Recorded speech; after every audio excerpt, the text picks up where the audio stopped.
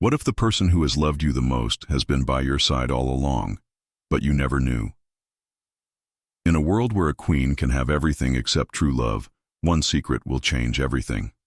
Stay with me as we uncover a story of forbidden love, sacrifice, and a devotion that defies destiny. Where are you watching from, and why do you love these stories? Let me know in the comments. The pale winter sun cast long shadows across the marble floors of Pellish Castle, failing to warm the grand halls despite its soft glow through the ornate windows. Queen Ilinca Alexandrescu stood at her private balcony, her slender fingers tracing the delicate handwriting on the parchment she held. A familiar ache spread through her chest as she read the passionate words penned by a mysterious admirer, words that had sustained her through 10 years of lonely rule.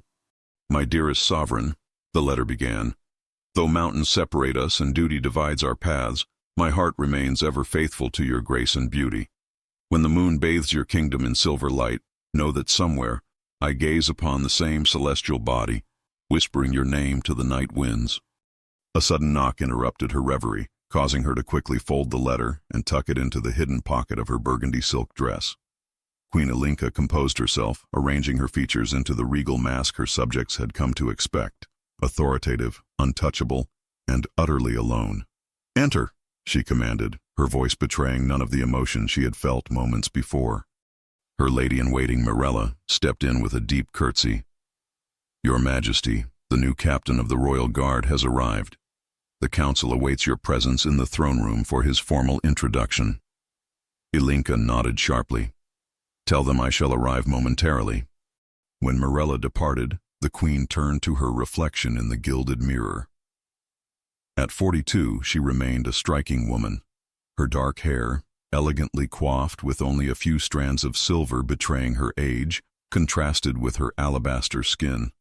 Her emerald eyes, once described by her late husband as bewitching pools of enchantment, now appeared guarded, hardened by years of solitary rule. "You are a queen before you are a woman," she whispered to herself, repeating the mantra that had guided her through a decade of widowhood and sovereign responsibility. The throne room hummed with hushed conversations that died instantly when the heavy oak doors swung open. Queen Ilinca entered with measured steps, her royal purple train sweeping behind her across the polished stone floor. Her councilmen bowed deeply as she passed, their expressions a familiar mixture of respect and fear. None dared to meet her eyes directly, none except the stranger standing at attention before the throne. Ilinca faltered momentarily, though only the most observant would have noticed.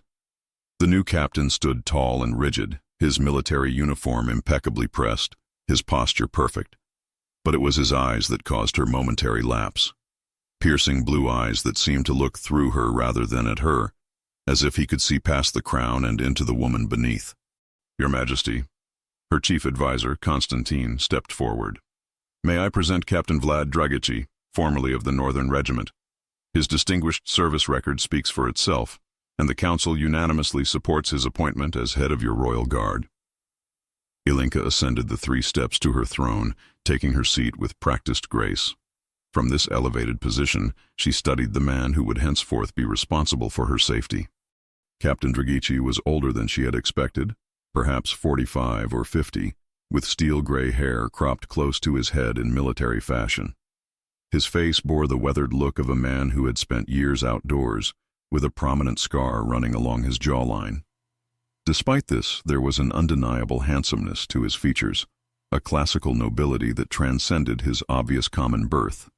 "Captain Drăghici," she addressed him directly, "your reputation precedes you.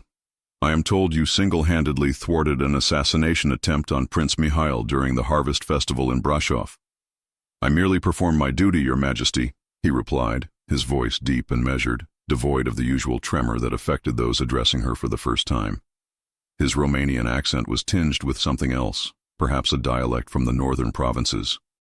"And what do you consider your duty to be, Captain?" Ilinca leaned forward slightly, curious despite herself. Without hesitation, he answered, "To preserve your life above all others, to anticipate threats before they manifest, and to sacrifice myself without question should the need arise." A peculiar silence followed his words, not because of what he had said, which was expected, but because of how he had said it. There was no platitude in his tone, no practiced flattery, only a solemn vow that somehow felt more personal than professional.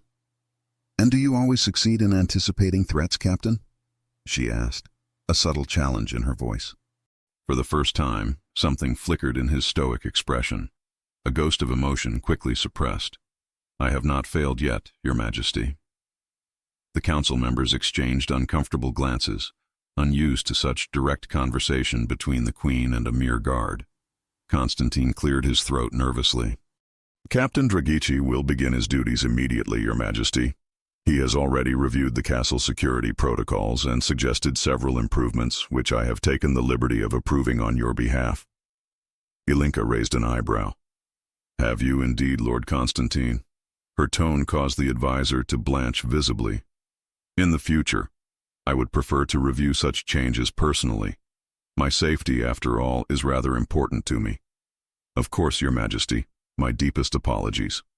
She turned her attention back to Captain Drăghici, expecting to find him similarly discomforted. Instead, his expression remained unchanged, though she could have sworn she detected the faintest trace of approval in his otherwise impassive gaze. "You may proceed with your duties, Captain. I expect daily reports delivered to my private study each evening." He bowed deeply. "As you wish, Your Majesty."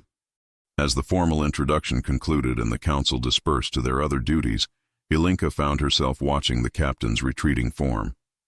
There was something familiar about him, though she could not place it. Something in the set of his shoulders, or the cadence of his step that stirred a distant memory. That evening, as she retired to her chambers, a new letter awaited on her pillow. Another message from her secret admirer. Her heart quickened as she broke the wax seal, her eyes drinking in the words that had become her most treasured possession. "Today I stood before you, yet remained unseen." The letter began, causing a chill to run down her spine. "As it has been for years, I guard your smile from afar, collecting each rare glimpse like precious jewels to sustain me through the darkness." Ilinca dropped the letter as if burned, rushing to her window to gaze out at the courtyard below. There, making his rounds in the growing twilight, was Captain Drăghici, his face turned upward, directly toward her window, before he continued on his path, disappearing into the shadows of the royal gardens. "Impossible," she whispered to the empty room, even as her heart began to race with a feeling she had thought long dead: hope. The dawn broke over the Carpathian Mountains, painting the snow-capped peaks in hues of gold and amber. Inside Pelish Castle, Queen Ilinca had barely slept, the mysterious letter still haunting her thoughts. Could the stoic Captain Drăghici truly be her anonymous admirer? The possibility seemed both thrilling and terrifying. She watched from her chamber window as he directed the morning guard rotation in the courtyard below. Unlike his predecessor, who barked orders with theatrical authority, Captain Drăghici spoke quietly, his commands obeyed instantly despite their softness. The guards moved with newfound precision under his watchful eye. "Your Majesty?" Mirella entered carrying a silver breakfast tray. "You're awake early today." "The affairs of state wait for no one," Ilinca replied automatically, though her eyes remained fixed on the courtyard. Mirella followed her gaze. "The new captain is quite efficient, isn't he? The servants say he inspected every corridor and passageway on his first night, even the ancient, unused ones in the east wing." "Does he sleep at all?" Ilinca asked before she could stop herself. "Barely, Your Majesty. The kitchen staff reports he takes his meals standing and his quarters remain largely untouched." Mirella hesitated before adding, "Some whisper he's more sentinel than man." Ilinca turned from the window. "Idle gossip is unbecoming, Mirella. I expect better from my personal attendant." "Of course, Your Majesty. Forgive me." Mirella curtsied deeply, arranging the breakfast dishes with practiced efficiency. Later that morning, the Queen held court in the Grand Hall, listening to petitions from local nobles and merchants.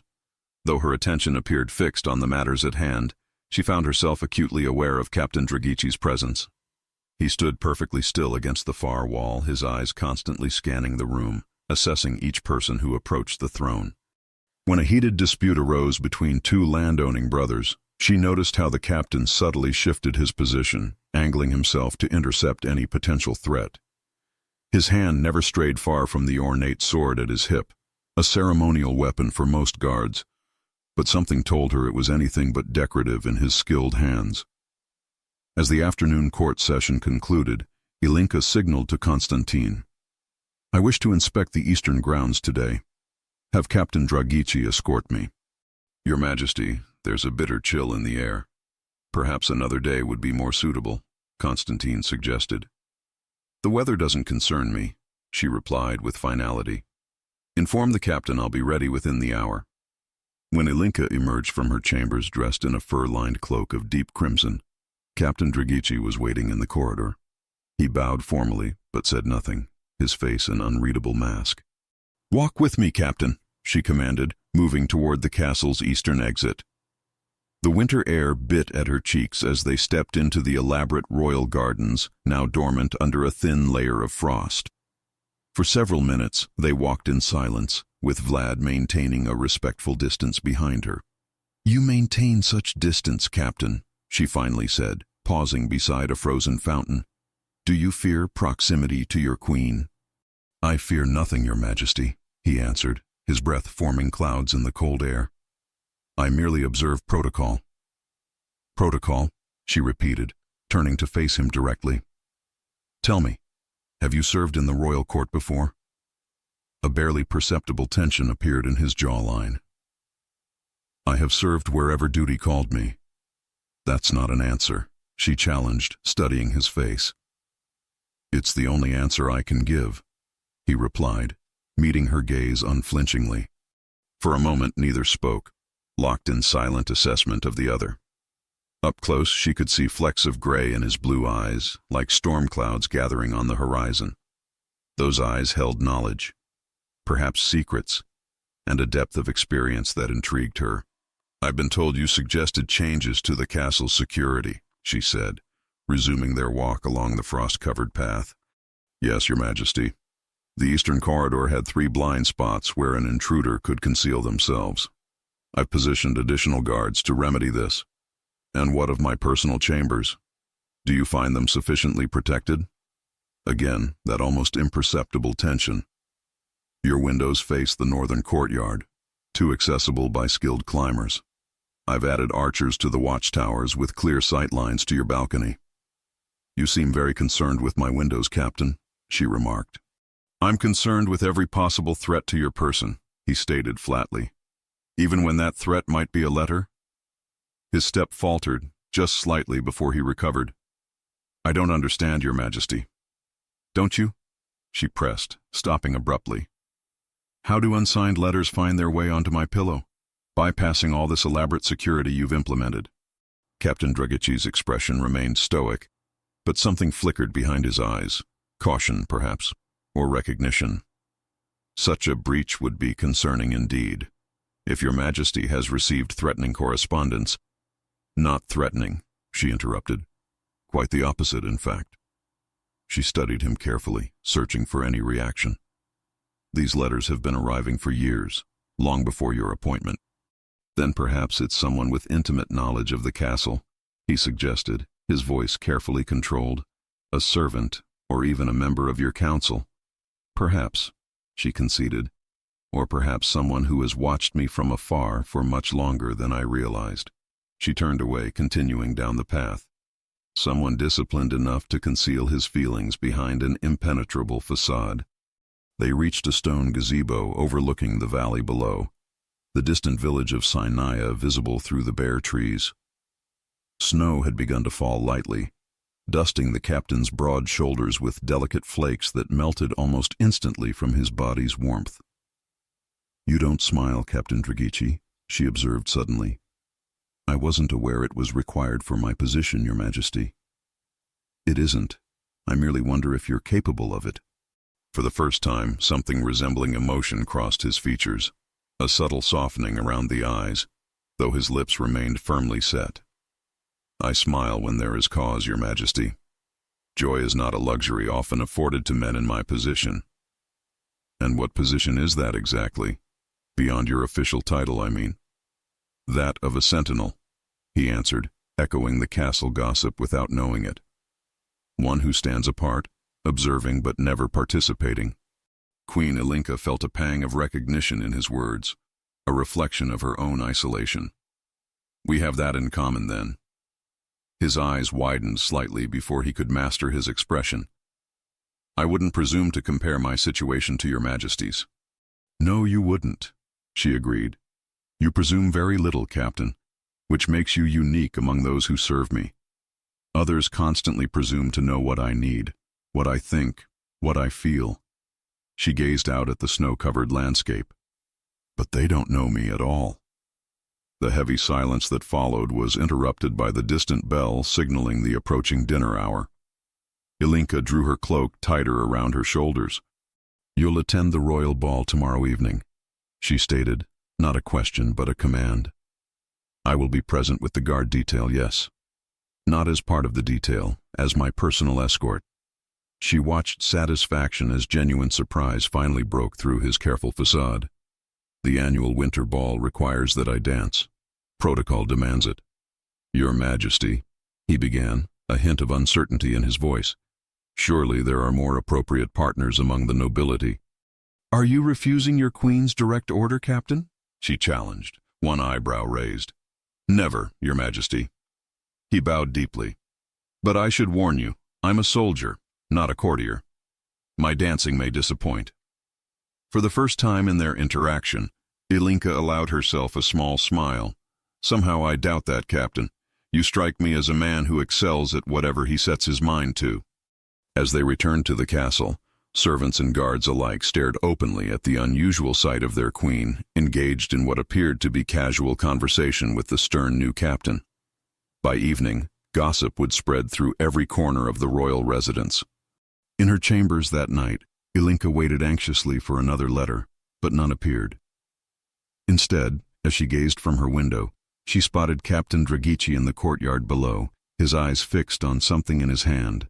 A quill, she realized with a start, and what appeared to be a small journal. He wrote quickly, then closed the book and concealed it within his uniform jacket before continuing his patrol. In that brief moment, his face had transformed. The hard lines softened, the perpetual vigilance replaced by something almost tender. For the first time in years, Queen Ilinca fell asleep with a feeling of anticipation fluttering in her chest.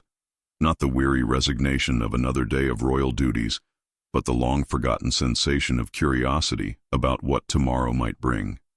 The morning of the royal winter ball dawned with renewed snowfall, blanketing Pelish Castle in pristine white. Queen Ilinca awoke earlier than usual, her dreams filled with dancing shadows and whispered words that dissolved upon waking. As her handmaidens prepared her morning bath scented with rose petals, she found herself unusually distracted, her thoughts drifting repeatedly to the evening ahead. Your Majesty seems preoccupied, Mirella observed carefully as she brushed the Queen's long dark hair. Are you concerned about tonight's festivities? Not concerned, Ilinca replied, meeting her lady-in-waiting's eyes in the mirror. Though I admit I find these annual social obligations tiresome. Perhaps this year will be different, Mirella suggested, her hands working deftly to arrange the Queen's hair into an elegant coiffure. The nobility is abuzz with curiosity about your selection of Captain Drăghici as your escort. Ilinca's posture stiffened slightly. The castle walls have ears indeed. News travels quickly. Minister Constantine seemed particularly troubled by the decision, Mirella continued, securing a pearl-tipped hairpin. I overheard him discussing it with Baron Lupescu in the East Corridor. Did you now? The Queen's voice cooled. And what opinions did the good minister share about his sovereign's choices? Mirella hesitated, her fingers pausing in their work. He suggested that it might be inappropriate for your Majesty to show such favor to a mere guard captain, regardless of his station within the royal security. I see. Ilinca's expression remained impassive, though her eyes hardened. And I suppose Constantine has a more suitable candidate in mind. His nephew, perhaps, or one of his allies at court. He mentioned Count Razvan Băsescu would be honored to stand as your escort. Ilinca nearly laughed. Count Basescu is 67 years old and can barely walk without assistance from his manservant. I think not. As the morning progressed into afternoon, Queen Ilinca attended to her royal duties with mechanical efficiency, her mind elsewhere. During a meeting with her treasury advisors, she caught herself staring at the ornate signature of Captain Drăghici on a recent security report.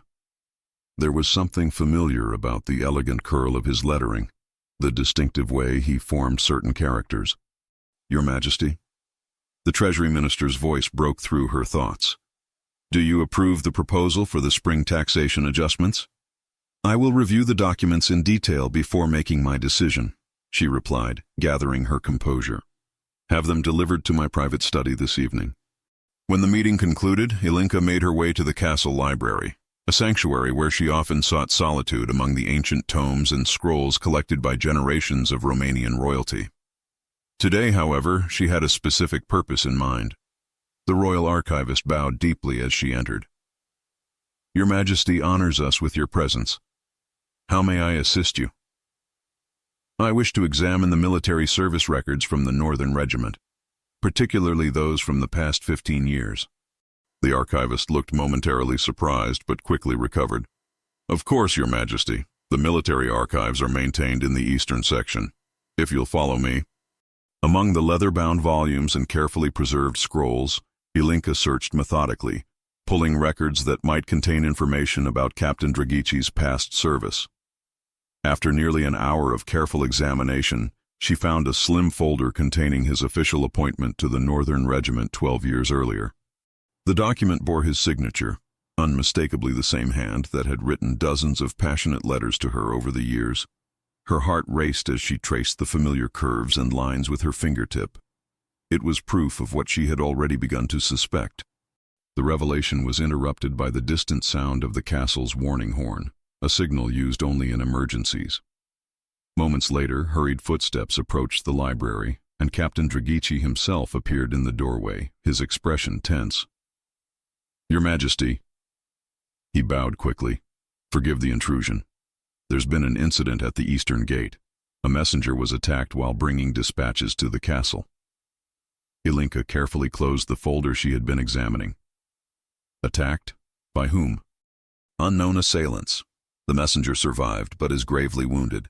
Before losing consciousness, he insisted that he carried information of vital importance to Your Majesty's safety. She rose immediately. Where is he now? In the physician's quarters, Your Majesty.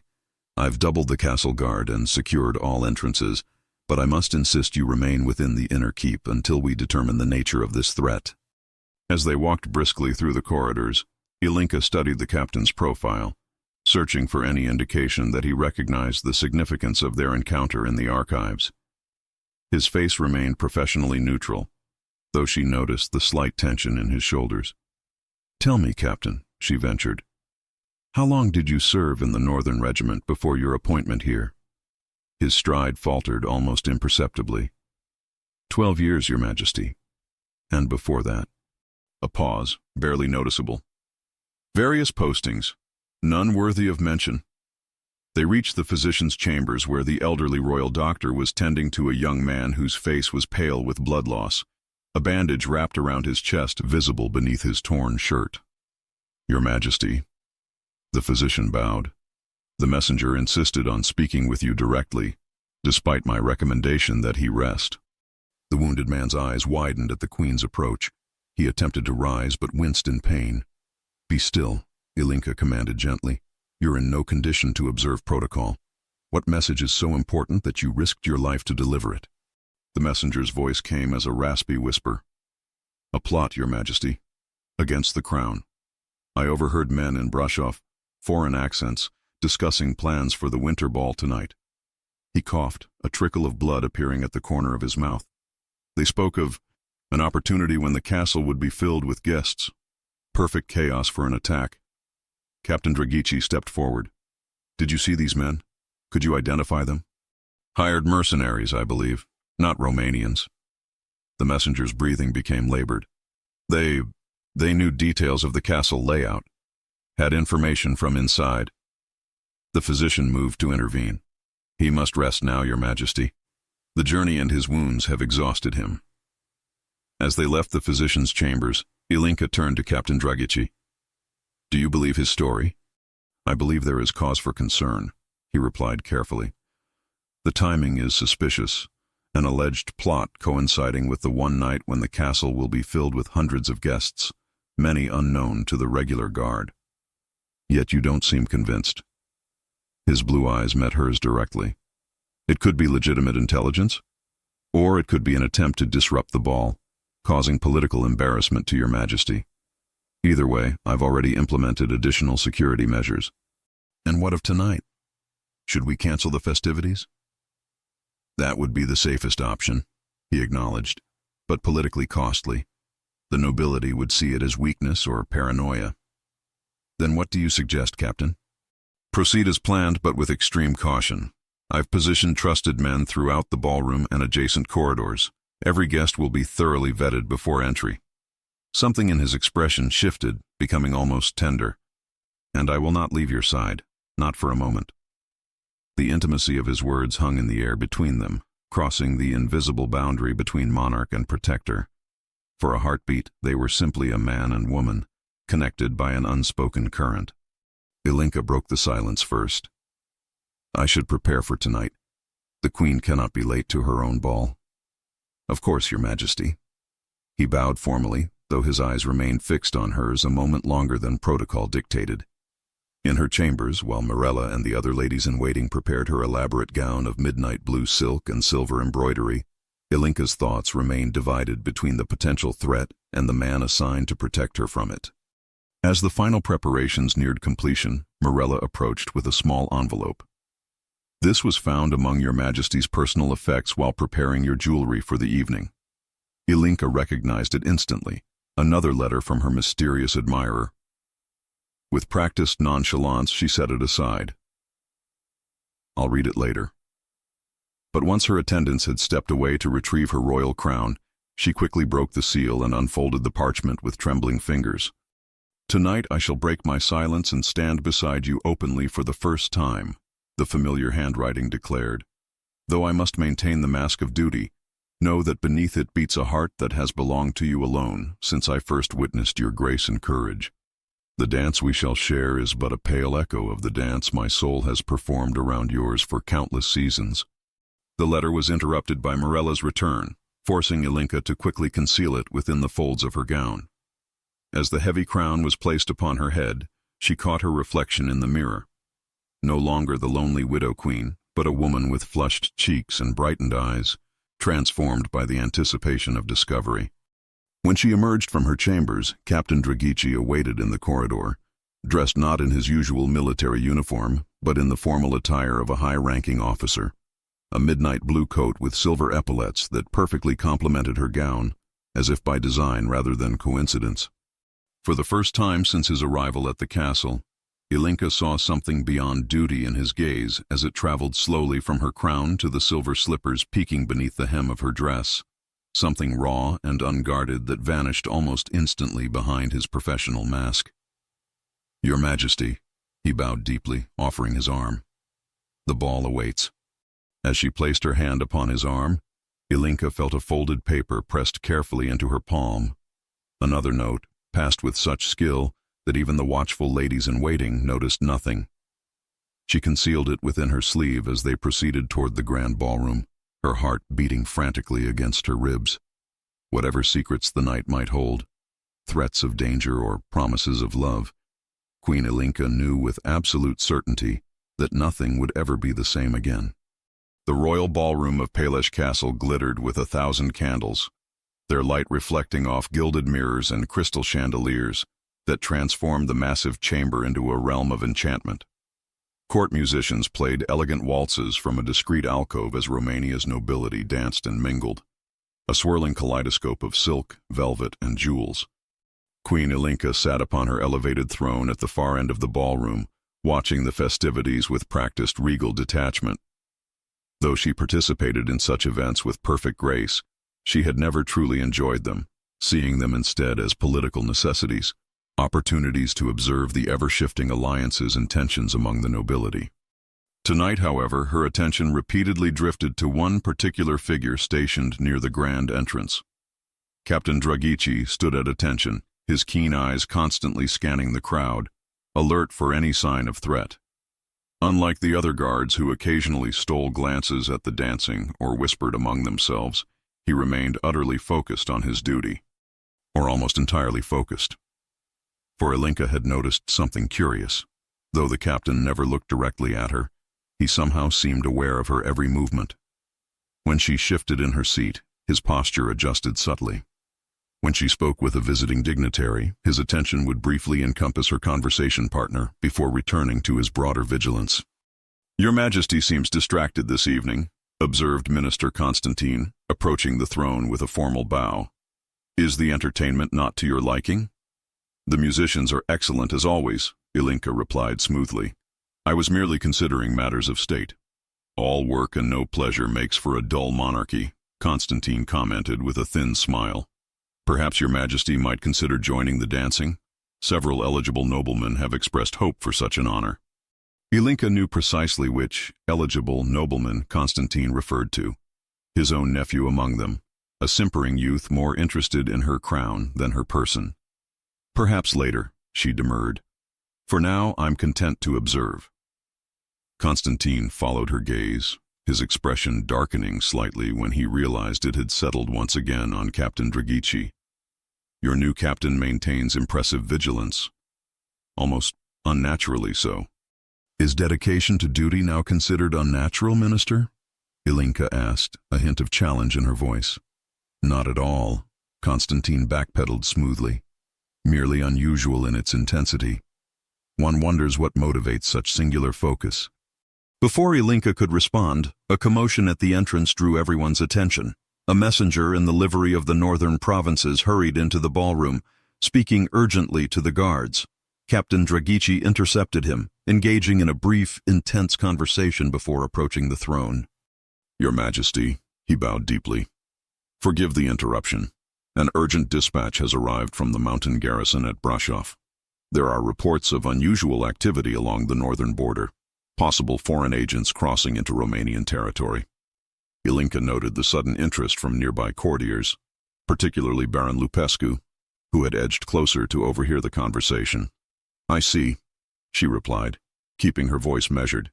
"Is immediate action required?" "The dispatch requests your Majesty's instructions," Vlad answered, his eyes briefly meeting hers with an intensity that suggested more significant concerns than he could voice publicly. "Very well. I shall review the message in my private study." She rose from her throne, causing a ripple of surprise through the ballroom. The Queen rarely departed such gatherings before midnight. "Minister Constantine, please convey my apologies to our guests.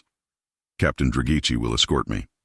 As they left the ballroom and proceeded through the quieter corridors of the castle, Ilinca sensed Vlad's tension.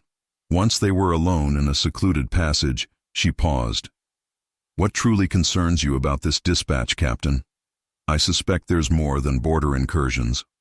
Vlad glanced around, ensuring they were truly alone before responding in a lowered voice. "The messenger himself, your Majesty. I know every courier in the royal service, yet I've never seen this man before, and his knowledge of northern garrison protocols was imperfect." "You believe he's an imposter?" Ilinca asked, alarmed. "Possibly. I've had him detained discreetly for questioning." Vlad's brow furrowed.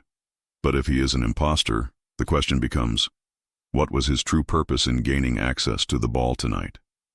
The implication hung in the air between them, a potential threat to the Queen herself, perhaps connected to the mysterious correspondence she'd been receiving.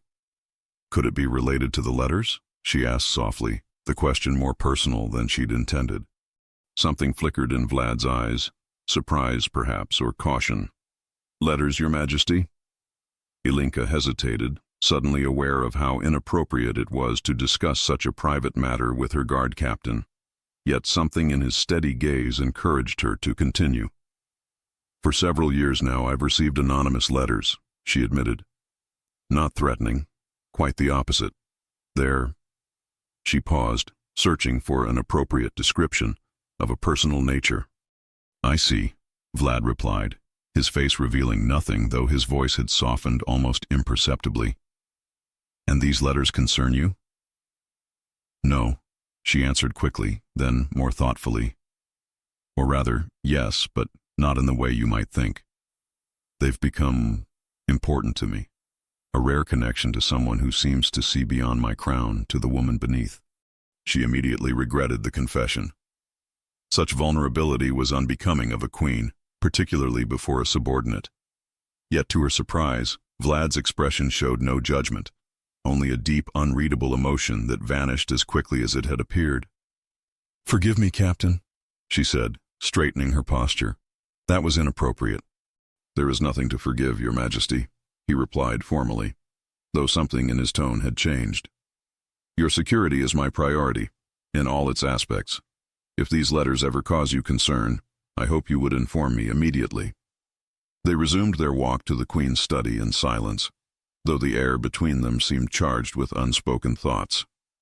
Upon reaching the ornate doors of her private domain, Ilinca turned to face Vlad once more.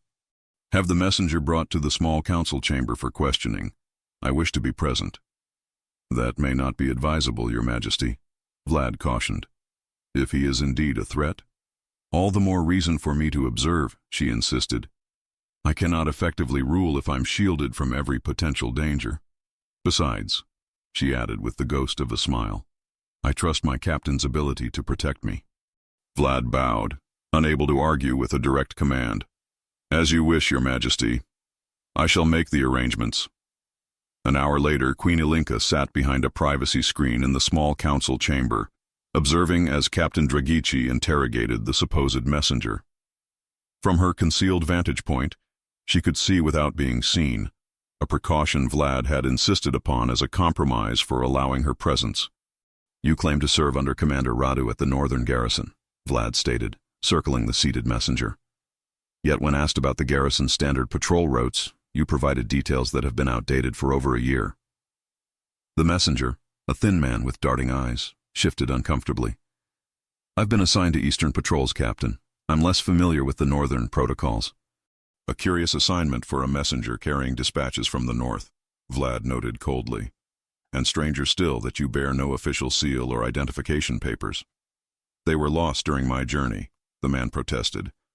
"I was attacked by bandits near Sinai and barely escaped with the verbal message." Vlad's eyes narrowed. "I never mentioned that the dispatch was verbal rather than written." The messenger realized his mistake too late. His hand darted suddenly to his boot, extracting a thin blade concealed within the leather. Vlad reacted with lightning speed, catching the man's wrist before the weapon could be fully drawn. What followed happened so quickly that Ilinca barely had time to register it. A brief, violent struggle that ended with the messenger pinned face down on the table, Vlad's knee in his back, the would-be assassin's own knife held against his throat. "Who sent you?" Vlad demanded, his voice deadly quiet. "Kill me if you must," the man gasped. "I'll reveal nothing." Vlad applied slightly more pressure with the blade. "Your death can be quick or agonizingly slow. The choice is yours." Ilinca watched the exchange with a mixture of horror and fascination. This was a side of Captain Drăghici she hadn't witnessed before. Cold, ruthless, utterly unlike the formal but gentle man who escorted her through the castle corridors. "The Brotherhood sends their regards to the Widow Queen," the captive finally spat. "Your days of rule are numbered." Vlad's expression darkened further at these words. "The Brotherhood? Speak plainly." But the man merely laughed, a chilling sound devoid of humor. "You'll never stop what's coming. The wheels are already in motion." Before Vlad could extract more information, the captive made a sudden, desperate move, twisting his head against the blade at his own throat. Blood spurted from the self-inflicted wound as Vlad jerked the knife away, too late to prevent the fatal damage. "No!" Vlad shouted, immediately applying pressure to the wound, but the messenger's eyes had already glazed over, a macabre smile frozen on his lifeless face. Ilinca emerged from behind the screen, her face pale but composed. "He took his own life rather than reveal his master's." Vlad looked up, distress evident in his eyes, not for the dead man, but for the queen having witnessed such violence. Your Majesty should not have seen this. On the contrary, she replied steadily. I needed to see it, to understand the nature of the threats against me. She approached the table, looking down at the dead assassin. What is this brotherhood he mentioned? Vlad hesitated, clearly debating how much to reveal. There are rumors of a secret society operating within certain noble circles. Until now, I considered them mere court gossip. Yet this man died to protect their secrets, Ilinca observed. We must assume the threat is real. She turned to Vlad, studying his face. You recognized something in his final message, didn't you? Something about the Widow Queen. Again, that momentary hesitation. It's a term I've heard before, Your Majesty, in certain contexts. A code name used by those who oppose your rule. Those who would prefer a king on Romania's throne, she surmised bitterly. Even after a decade of peace and prosperity under my governance, some still cannot accept a woman's right to rule. Their prejudice blinds them to your strength, Vlad said quietly, with such conviction that Ilinca looked at him in surprise. For a moment, they stood in silence beside the dead assassin, the gravity of the situation binding them in shared purpose. Then, almost without thinking, Ilinca reached for a scrap of parchment that had fallen from the man's pocket during the struggle. What's this? She wondered, unfolding it carefully. The paper contained a crude map of the castle's western wing, with the Queen's private chambers clearly marked.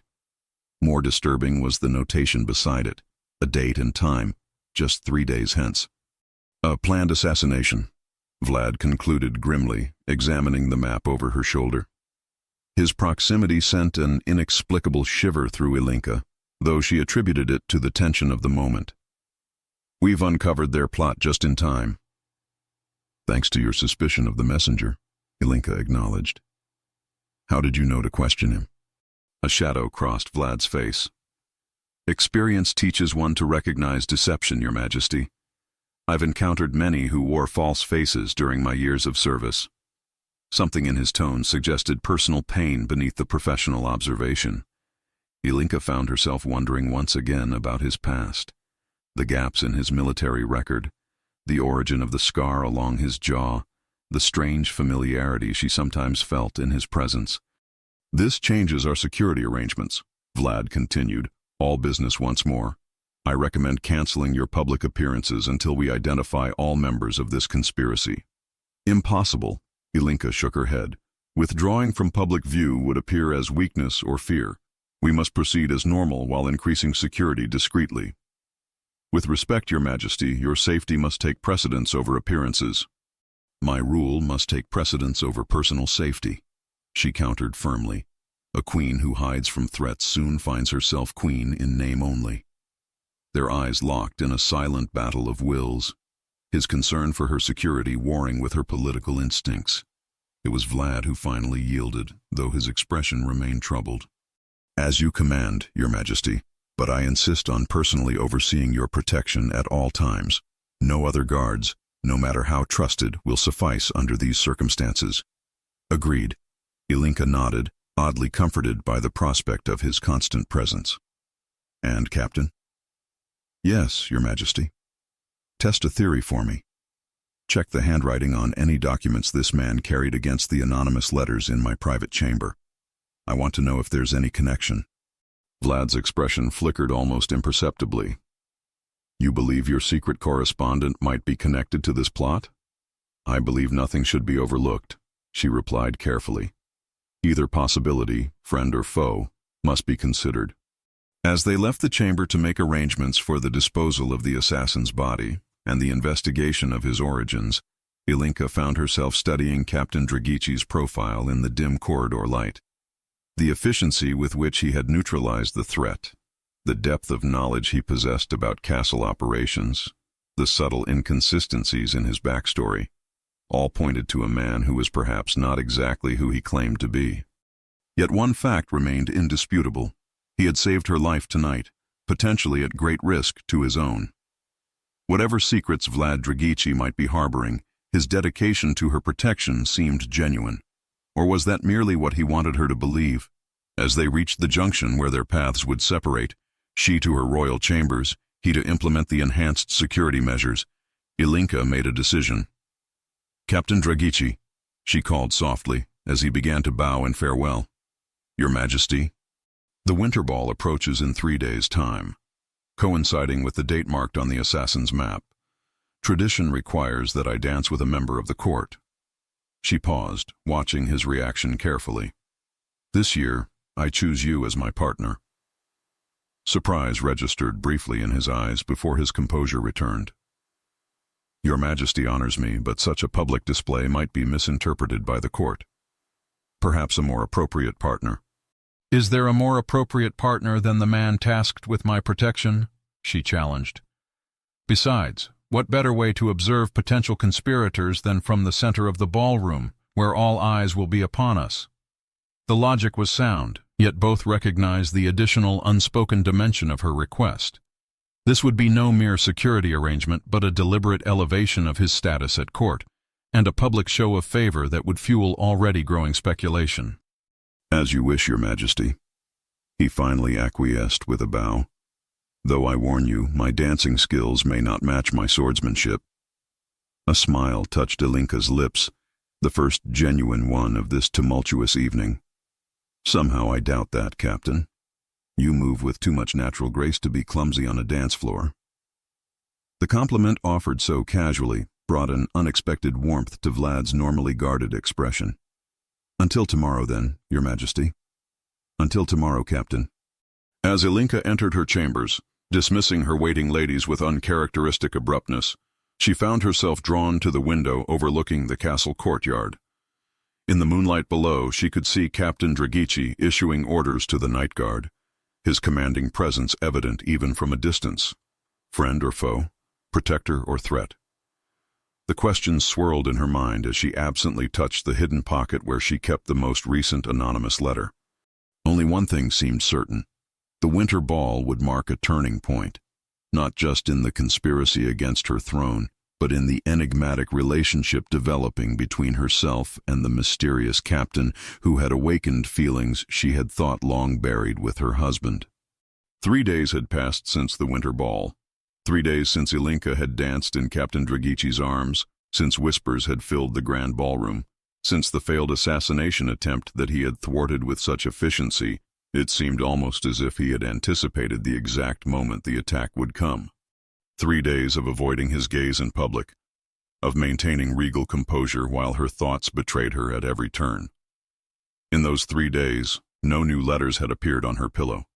The silence spoke louder than words ever could. Outside her window, dark clouds gathered on the horizon, promising a fierce storm by nightfall. Queen Ilinca sat at her writing desk, quill in hand, attempting to concentrate on correspondence with neighboring kingdoms. The words blurred before her eyes as thunder rumbled in the distance. "Your Majesty," Morella entered after a soft knock. "Minister Constantine requests an audience regarding the investigation into the assassination attempt." Ilinca set down her quill with barely concealed frustration. "Send him in." Constantine entered with his usual obsequious bow, though she noted the calculating gleam in his eyes had intensified since the ball. "Your Majesty, I bring the preliminary findings from our investigation." "Proceed," she instructed, motioning to the chair across from her desk. The assassin was indeed a hired mercenary, as suspected. Foreign, Prussian by his effects, and not connected to any noble house we can identify. Constantine paused, glancing at his notes. Most curious, however, is how quickly Captain Drăghici responded to the threat, almost as if he what, Minister? Ilinca's voice was dangerously soft. Constantine shifted uncomfortably. "As if he had prior knowledge, Your Majesty. Several witnesses noted that the captain moved to intercept the assassin before the man had even reached for his weapon." "Are you suggesting my captain of the guard was somehow complicit?" The temperature in the room seemed to drop several degrees. "Not complicit, no." Constantine backpedaled smoothly.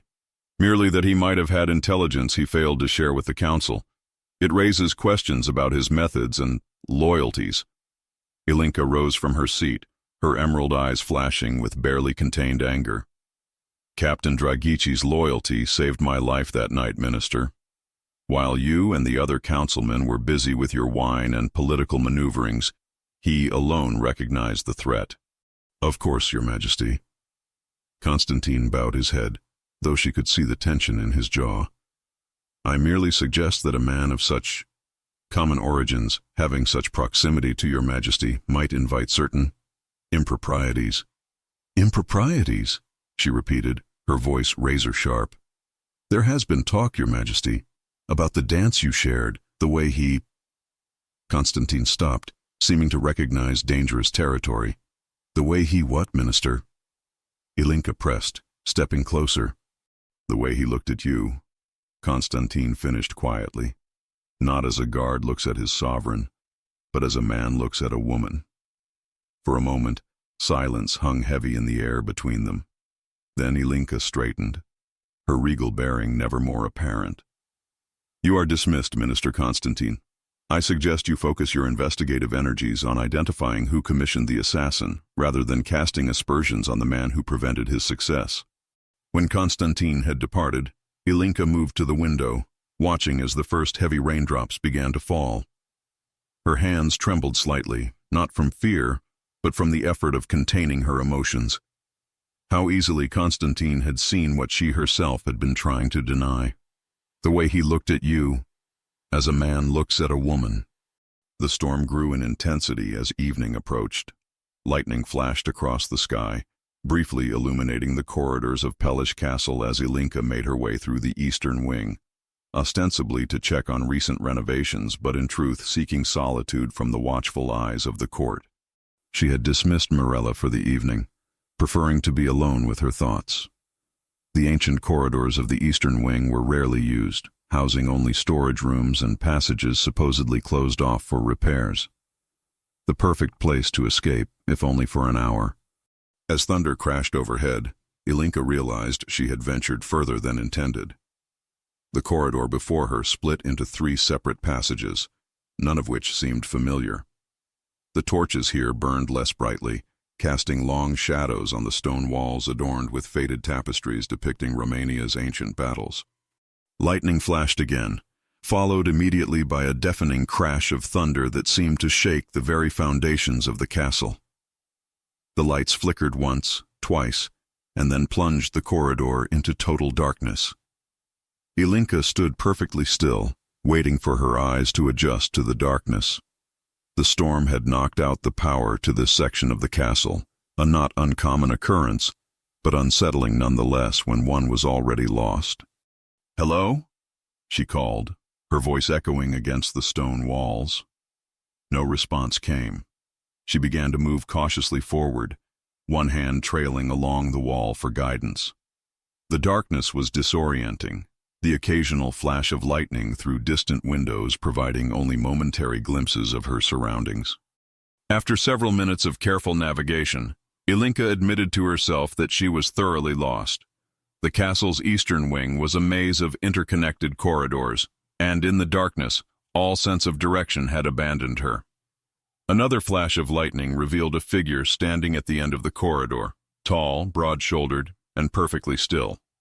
Ilinca's breath caught in her throat. "Who's there?" she demanded, summoning every ounce of royal authority into her voice despite her racing heart. "Your Majesty?" The deep, familiar voice of Captain Drăghici reached her through the darkness. "What are you doing in this section of the castle alone?" Relief flooded through her, quickly followed by something more complicated, as his approaching footsteps echoed on the stone floor. "I might ask you the same question, Captain," she replied, attempting to maintain her composure. He came into view with the next lightning flash, his expression a mixture of concern and surprise. "I was checking the security of the perimeter during the storm. This section is particularly vulnerable when the power fails." "A fortunate coincidence, then," she said, trying to ignore the way her pulse quickened at his proximity. "I find myself momentarily disoriented." In the dim light, she thought she detected a slight softening of his perpetually stern expression, almost a smile. "Even queens can lose their way occasionally, Your Majesty." Something about the darkness, the isolation, and the thunder rumbling overhead made the moment feel suspended outside the normal boundaries of protocol. Here, in this forgotten corridor, they were simply a man and a woman caught in a storm. "I have been lost more often than you might imagine, Captain," she admitted, her voice softer than intended. He was close enough now that she could make out his features even in the darkness, the strong jaw, the penetrating eyes that seemed to see straight through her royal facade. "Allow me to escort you back to the main hall, Your Majesty," he offered, extending his hand. Ilinca hesitated, then placed her fingers against his palm. Even through his glove, she could feel the warmth of his hand, strong and steady against hers. "Thank you, Captain." The words felt inadequate for the torrent of emotions threatening to breach her carefully constructed walls. They walked in silence for several moments, navigating the darkened corridors with only occasional flashes of lightning to guide them. The storm raged outside, rain lashing against the windows like a physical manifestation of the turmoil within Ilinca's heart. "You've been avoiding me," he said suddenly, his voice low but clear. The directness of his statement startled her. No one spoke to the Queen this way. No one dared. "I've been occupied with affairs of state," she replied, the royal mask slipping back into place. "As you wish, Your Majesty." His tone was neutral, but she felt his hand tense slightly beneath hers. They turned a corner, and Ilinca realized they were in the corridor that led to the royal apartments, her private domain. No guards were stationed here during the storm. They would be alone. As they approached her chambers, another tremendous crash of thunder shook the castle, causing Ilinca to stumble slightly. Captain Drăghici's arm instantly encircled her waist, steadying her with a strength that took her breath away.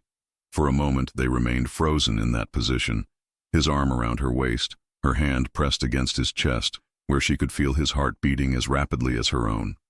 "Forgive me, Your Majesty," he murmured, beginning to withdraw his arm. "Wait." The word escaped her lips before she could reconsider. Her fingers closed around the fabric of his uniform, holding him in place. "The letters. They've stopped." His body went rigid at her words. In the flash of lightning that followed, she saw the conflict in his eyes, duty warring with desire, protocol battling against passion. "It would be dangerous to continue," he said, his voice barely audible above the storm. "For whom?" she challenged, not releasing her grip on his uniform. "For us both." His eyes met hers directly, abandoning pretense. "A queen cannot love a soldier." "Cannot?" She stepped closer, close enough to feel the heat radiating from his body. "Or should not?"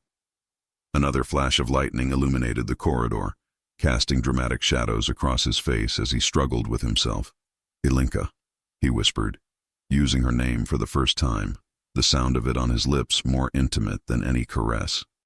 It was her undoing. Years of loneliness, of maintaining the facade of the untouchable widow queen, crumbled in an instant. Her hand moved from his chest to his face, her touch feather-light against his cheek. "Tell me it was you," she whispered. "Tell me you wrote those words that kept me alive when all else seemed empty." For a heartbeat, he remained motionless. Then, with a groan that seemed torn from his very soul, Captain Vlad Drăghici did what no man had dared in over a decade. He kissed the Queen of Romania. His lips were warm and insistent against hers, one hand cradling the back of her head, while the other remained at her waist, drawing her closer until she could feel every contour of his body against hers. Ilinca responded with a passion that surprised even herself, her fingers threading through his hair as she surrendered to the overwhelming tide of emotion. The kiss deepened, years of repressed desire flowing between them like an electric current. All thoughts of propriety, of duty, of the consequences that would surely follow, vanished like morning mist beneath the heat of their shared passion. When they finally broke apart, both breathing heavily, Vlad rested his forehead against hers. "It has always been me," he confessed, his voice rough with emotion. "From the first moment I saw you at your coronation, standing so proud and alone, I knew my heart would forever belong to you." Ilinca closed her eyes, absorbing his words like a prayer. "Why did you never reveal yourself? All these years. How could I?" His thumb traced the delicate line of her jaw. "A common soldier presuming to love a queen? It would have been treason." "And now?" she questioned, opening her eyes to search his face. Is it not still treason? A sad smile touched his lips. It is, but I find I can no longer deny what I feel, even if it costs me everything. The reality of their situation crashed over Ilinca like a cold wave. What they had just done, what they were still doing, violated every law of royal protocol. If discovered, Vlad would almost certainly face execution, and she would face a political scandal that could destabilize the entire kingdom. Yet even knowing this, she could not bring herself to pull away from him. Not yet. Not when she had finally found what had eluded her for so long. A love that saw beyond her crown to the woman beneath. This moment, she whispered, her fingers tracing the scar along his jawline. Whatever comes after, I will treasure it always. He captured her hand, pressing a fervent kiss to her palm. As will I, my queen, as will I. The storm continued to rage outside, but within the darkened corridor of Palish Castle, Queen Ilinca Alexandrescu and Captain Vlad Drăghici remained locked in an embrace that defied centuries of tradition, facing an uncertain future with only their newfound love as armor against the world. Morning light filtered through the stained glass windows of the royal chapel, casting colorful patterns across Queen Ilinca's face as she knelt in prayer. She had risen before dawn, seeking solitude and clarity, after a night of restless sleep filled with dreams of stolen kisses in darkened corridors. For the first time in many years, the familiar rituals of morning prayer failed to calm her troubled mind. Her thoughts continually drifted to Vlad, to the warmth of his lips, the strength in his embrace, the vulnerability in his confession. She had ordered him to return to his duties immediately after their encounter, both of them acutely aware of the dangers they now faced. Your Majesty appears most devout this morning. A smooth voice interrupted her reverie. Ilinca turned to find Minister Constantine approaching down the chapel's central aisle, his expression carefully neutral, though his eyes missed nothing. The crown carries many burdens, Minister, she replied, rising gracefully from her kneeling position. I find strength in prayer. Constantine bowed slightly. Indeed. And yet I wonder if your Majesty might find additional strength in council. There are matters of some delicacy that require discussion. The subtle emphasis on delicacy sent a chill through Ilinca's veins. She maintained her composure, however, gesturing toward the chapel's private antechamber. Very well, let us speak frankly. Once inside the small room with its ancient oak paneling and hushed atmosphere, Ilinca seated herself in a high-backed chair, forcing Constantine to remain standing, a small assertion of power she felt suddenly necessary. What matters trouble you so early in the day, Minister? She asked, her voice deliberately casual. Constantine clasped his hands behind his back. Rumors, Your Majesty. Whispers among the castle staff. He paused, studying her reaction. Concerning Captain Drăghici. Ilinca's expression remained impassive, though her heart began to race. The staff has always been prone to gossip, Constantine. I pay it little heed. Ordinarily, I would agree, he nodded solemnly. But when such gossip involves the Queen herself, discretion becomes paramount. Speak plainly, she commanded, her patience wearing thin. There are those who claim to have witnessed an encounter between your Majesty and the captain during last night's storm. Constantine's voice remained carefully respectful, but the implication hung heavy in the air. In the east corridor, not far from the royal apartments. Ilinca felt a moment of panic, quickly suppressed beneath years of royal training.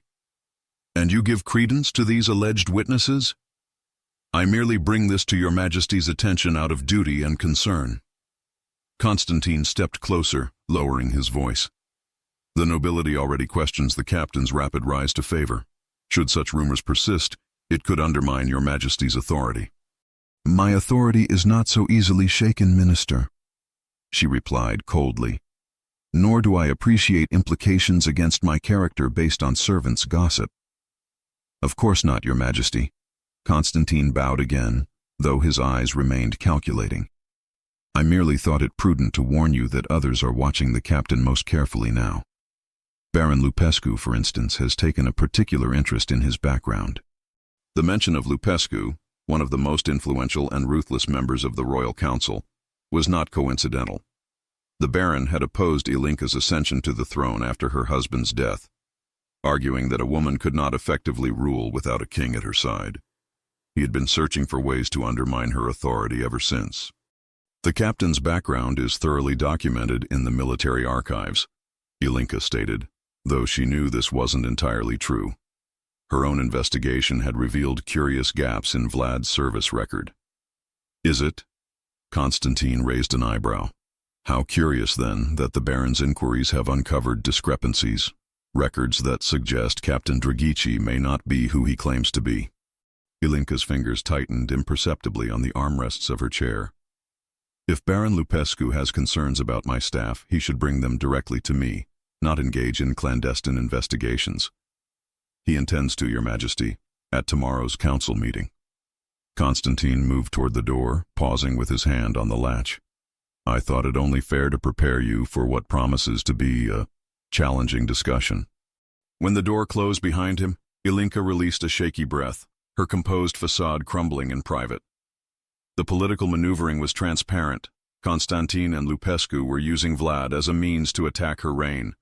Whether they truly knew about the kiss or merely suspected an impropriety didn't matter. The threat was real.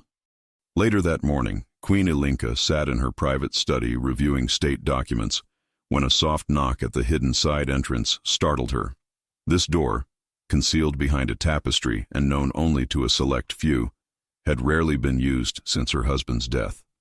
"Enter," she called, reaching instinctively for the small dagger she kept concealed in her desk drawer.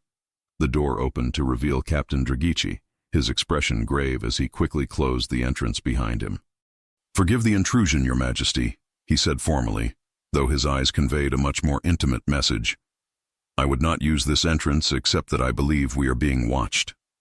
Ilinca rose, moving toward him with deliberate restraint. "Constantine came to me this morning. There are rumors about us." Vlad's jaw tightened. "I know. My men have reported increased scrutiny from Baron Lupescu's personal guards.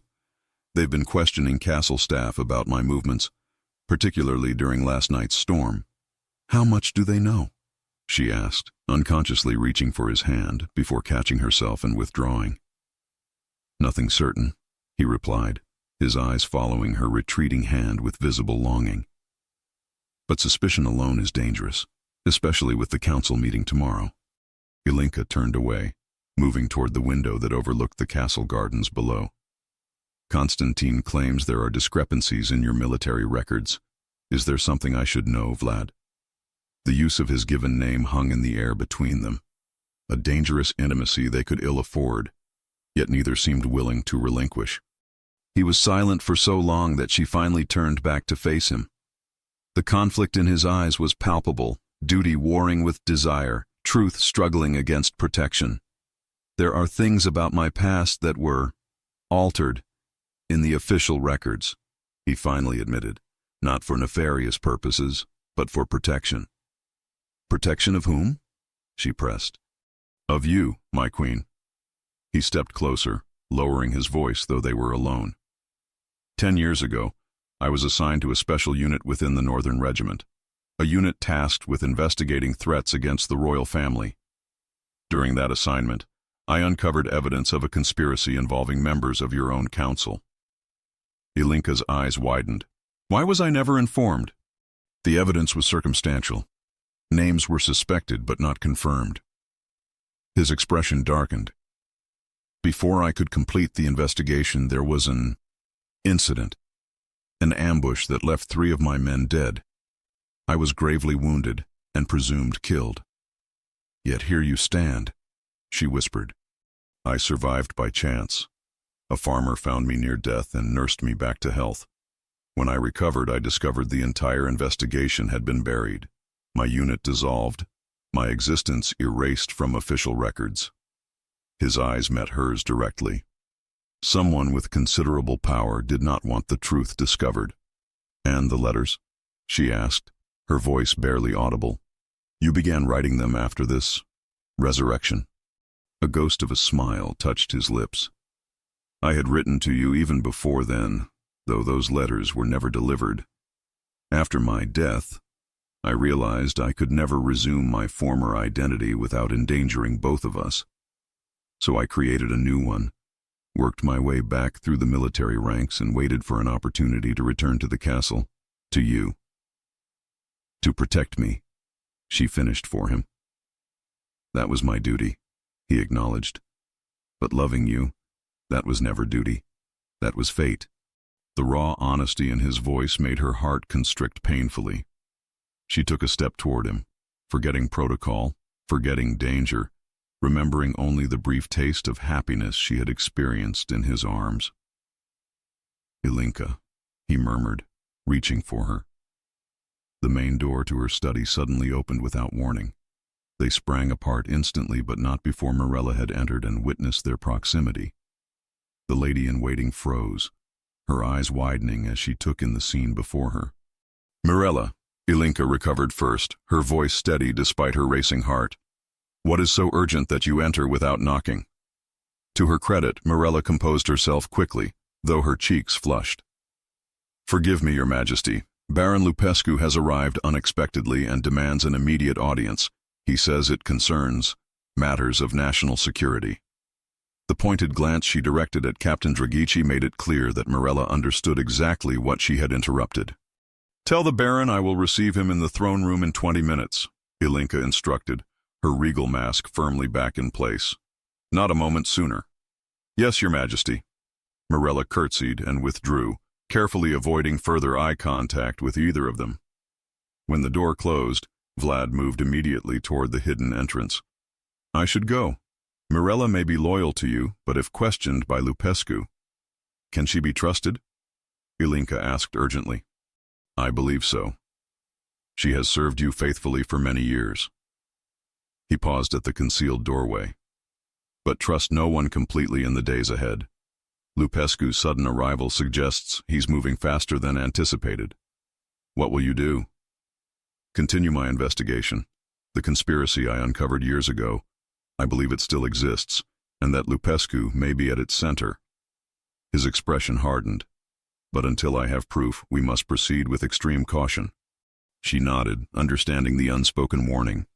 Their personal feelings must remain buried beneath duty and protocol, at least for now. Be careful, Captain, she said formally, though her eyes conveyed much more. Always, Your Majesty. He bowed deeply, then hesitated before adding softly, The letters will continue. Look for them in the ancient history volumes of the library's western alcove, a safer location than your chambers now that suspicions have been raised. With that, he disappeared through the hidden door, leaving Ilinca to compose herself before facing Baron Lupescu.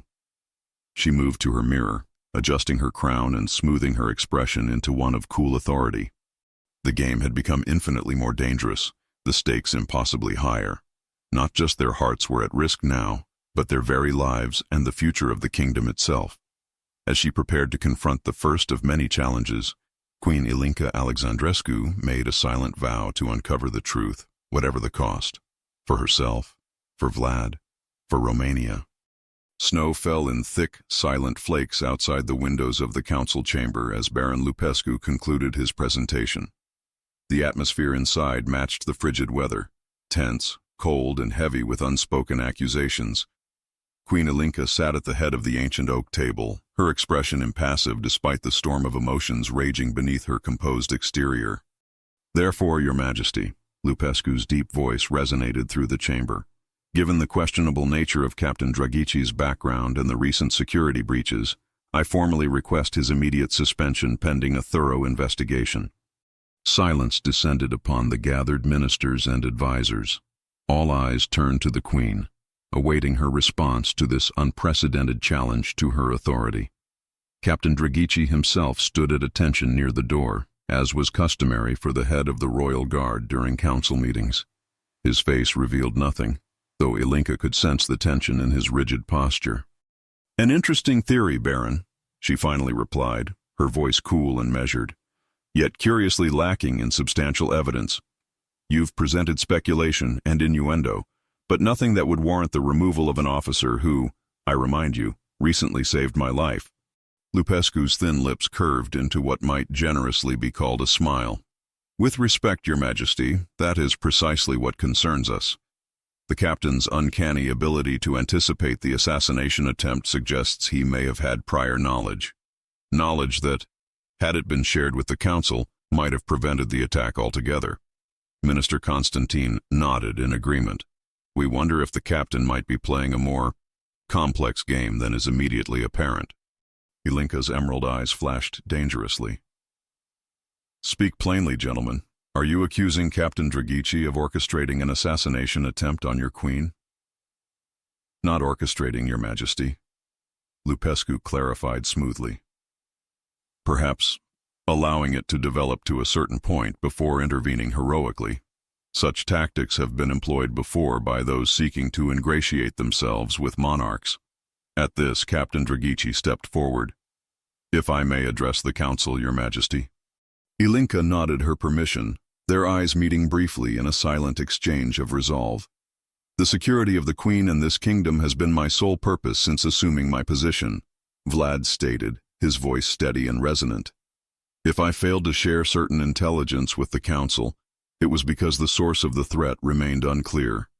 I had reason to believe, and still do, that the assassin had assistance from someone within the castle walls.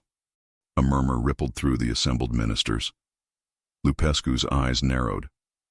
A serious accusation, Captain. Do you have evidence of this alleged traitor? My investigation continues, Vlad replied evenly. But I find it interesting that those most eager to question my loyalty are the same individuals who have consistently opposed Her Majesty's independent rule. The tension in the room crystallized into something dangerous. Baron Lupescu's face flushed with barely contained anger. You overstep your bounds, Captain. You are here to guard the Queen, not make political observations. When threats to her safety become political, the distinction blurs, Vlad countered, his gaze unwavering. Queen Ilinca raised her hand, silencing the brewing argument. Enough. This council meets to address matters of state, not engage in baseless accusations against those who serve the crown. She turned her attention directly to Lupescu. Your request for the captain's suspension is denied, Baron. Unless you present actual evidence of wrongdoing, this matter is closed. Is it? Lupescu challenged, his voice dropping dangerously low.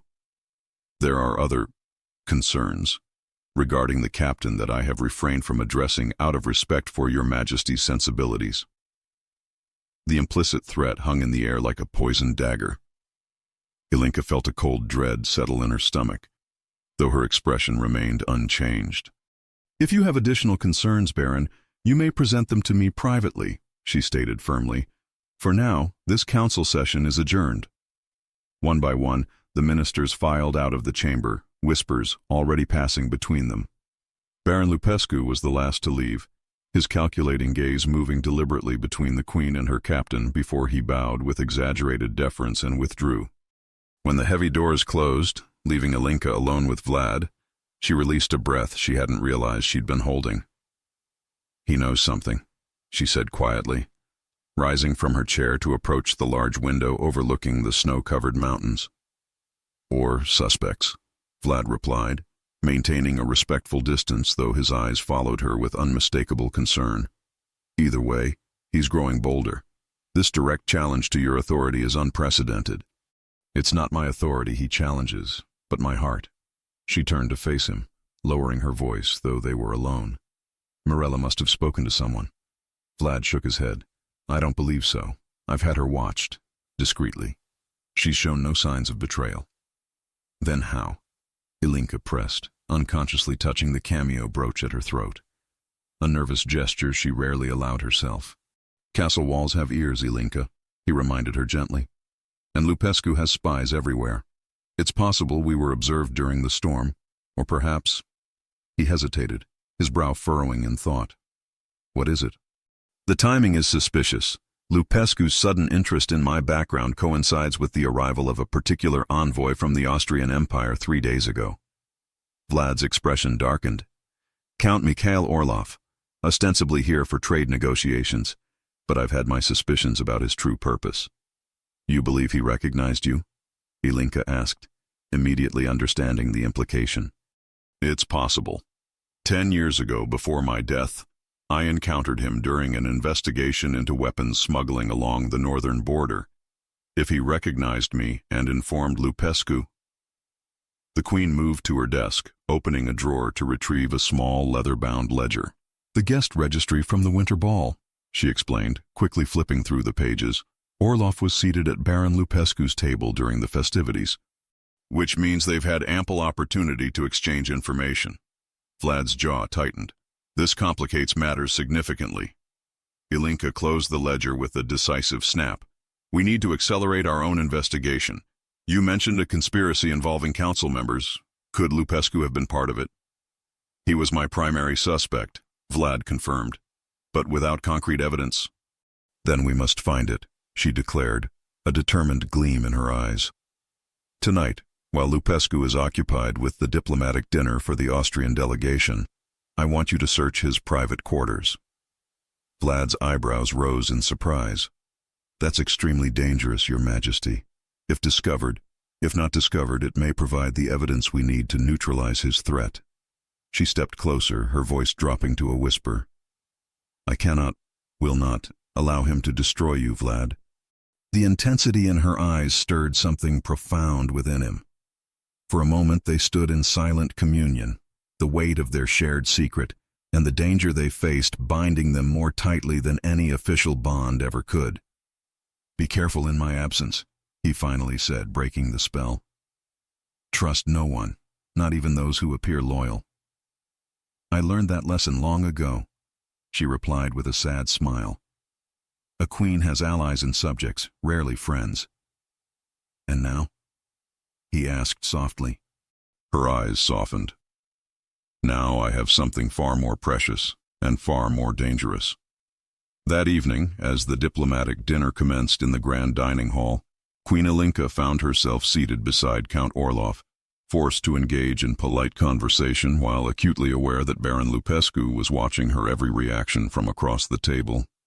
Your kingdom is most impressive, Your Majesty, Orlov commented between courses, his German accent thick but his Romanian surprisingly fluent. Though I understand you've experienced some security concerns of late. No more than any sovereign nation, Ilinca replied smoothly. Though I'm curious how such matters would reach the ears of an Austrian trade envoy. Orlov's smile didn't reach his cold gray eyes. News travels, Your Majesty, especially when it involves such dramatic events as assassination attempts. I was merely expressing concern for your well-being. How thoughtful, she murmured, taking a deliberate sip of wine. And yet I sense your concern extends beyond mere diplomatic courtesy. Perceptive as rumored, Orlov nodded slightly. I admit a professional interest in security matters. Before entering diplomatic service, I was involved in certain intelligence operations for the Empire. A spy, you mean? Ilinca stated bluntly, though her tone remained conversational. Orlov chuckled. So direct, Your Majesty. It's refreshing. He leaned closer, lowering his voice.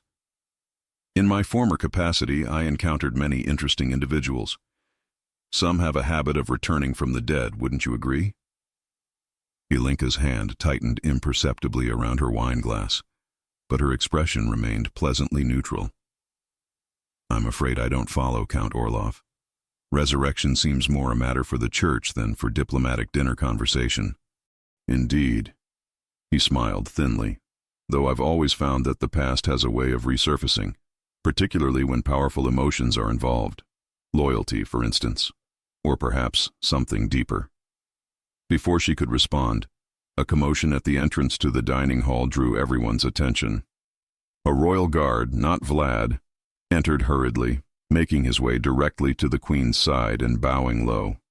Forgive the interruption, Your Majesty, he said urgently. There's been an incident requiring your immediate attention. Ilinca rose gracefully, nodding to her guests. Please continue with the meal. I shall return shortly. As she followed the guard into the corridor, a sense of foreboding filled her. What has happened? She demanded once they were out of earshot. It's Captain Drăghici, Your Majesty, the guard replied, his expression grave. He's been discovered in Baron Lupescu's private chambers.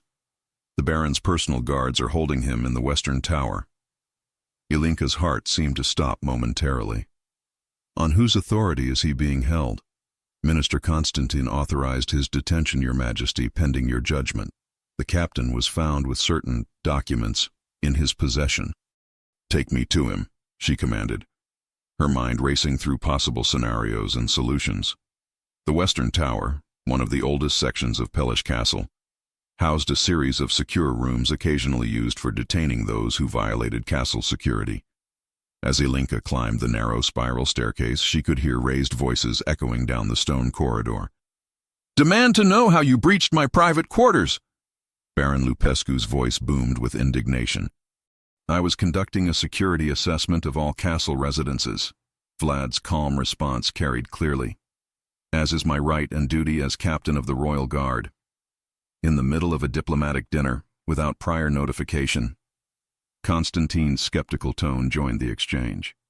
"And I suppose these documents were simply lying in plain view?" Ilinca entered the chamber to find Vlad standing rigidly between two armed guards, his face bearing a fresh bruise along one cheekbone. Baron Lupescu and Minister Constantine turned at her arrival, both bowing perfunctorily. "Your Majesty," Lupescu began immediately, "I regret this disruption to your evening, but as you can see, my concerns about Captain Drăghici were well-founded. He was apprehended while rifling through my personal correspondence." Ilinca surveyed the scene with practiced royal detachment, though her heart pounded painfully in her chest.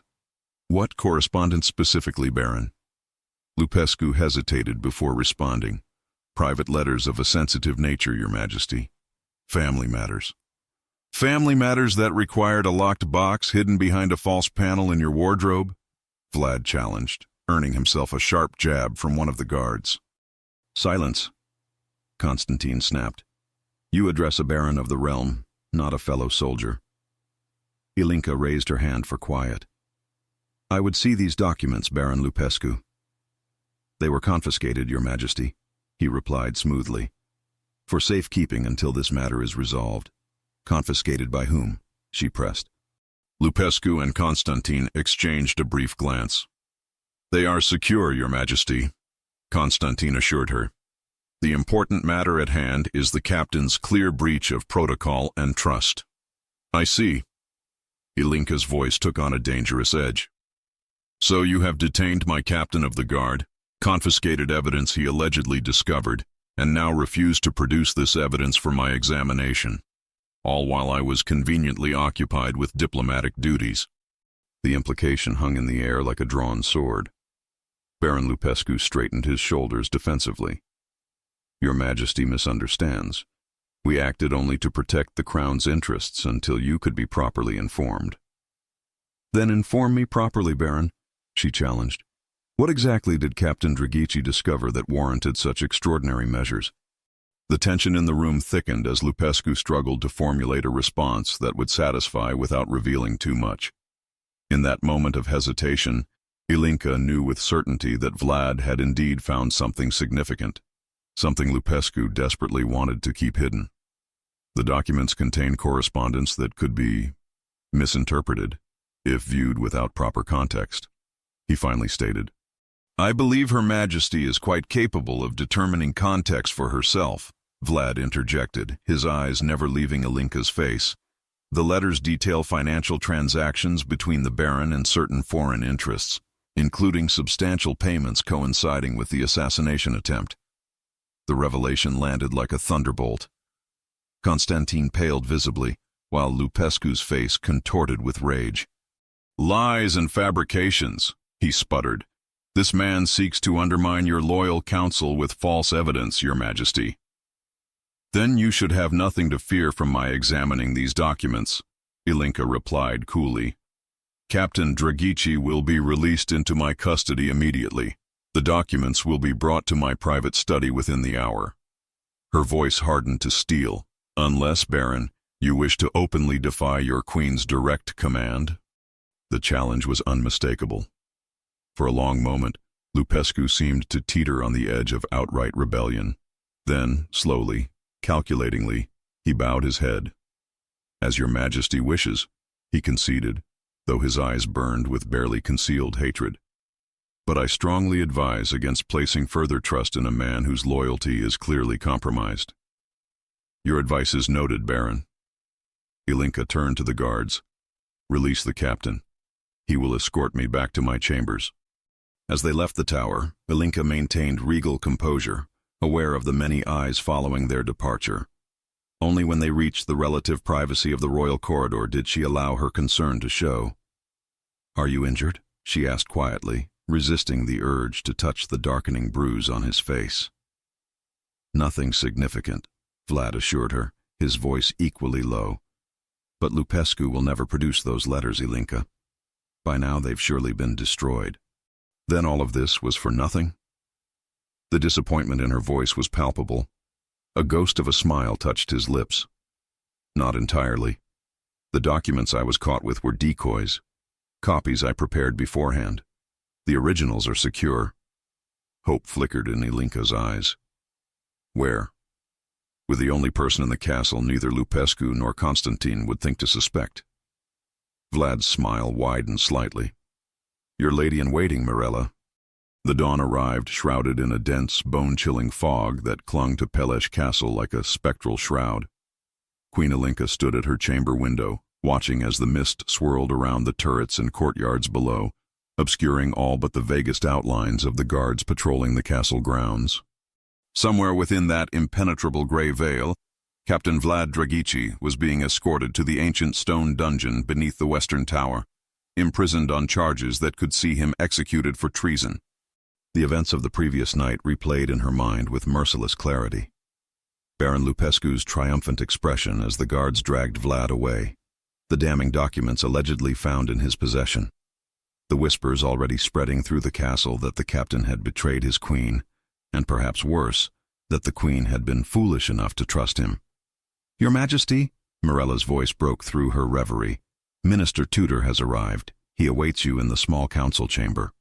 Ilinca nodded, turning from the window with reluctance. "Has there been any word from the western tower?" The lady-in-waiting hesitated, her eyes betraying concern. "Only that the Baron personally oversees the captain's questioning. The guards have been instructed to admit no visitors without Lupescu's express permission." "I see." Ilinca's voice remained steady, though her hands clenched imperceptibly at her sides. "Prepare my formal robes. After I speak with Minister Tudor, I intend to visit the prisoner myself."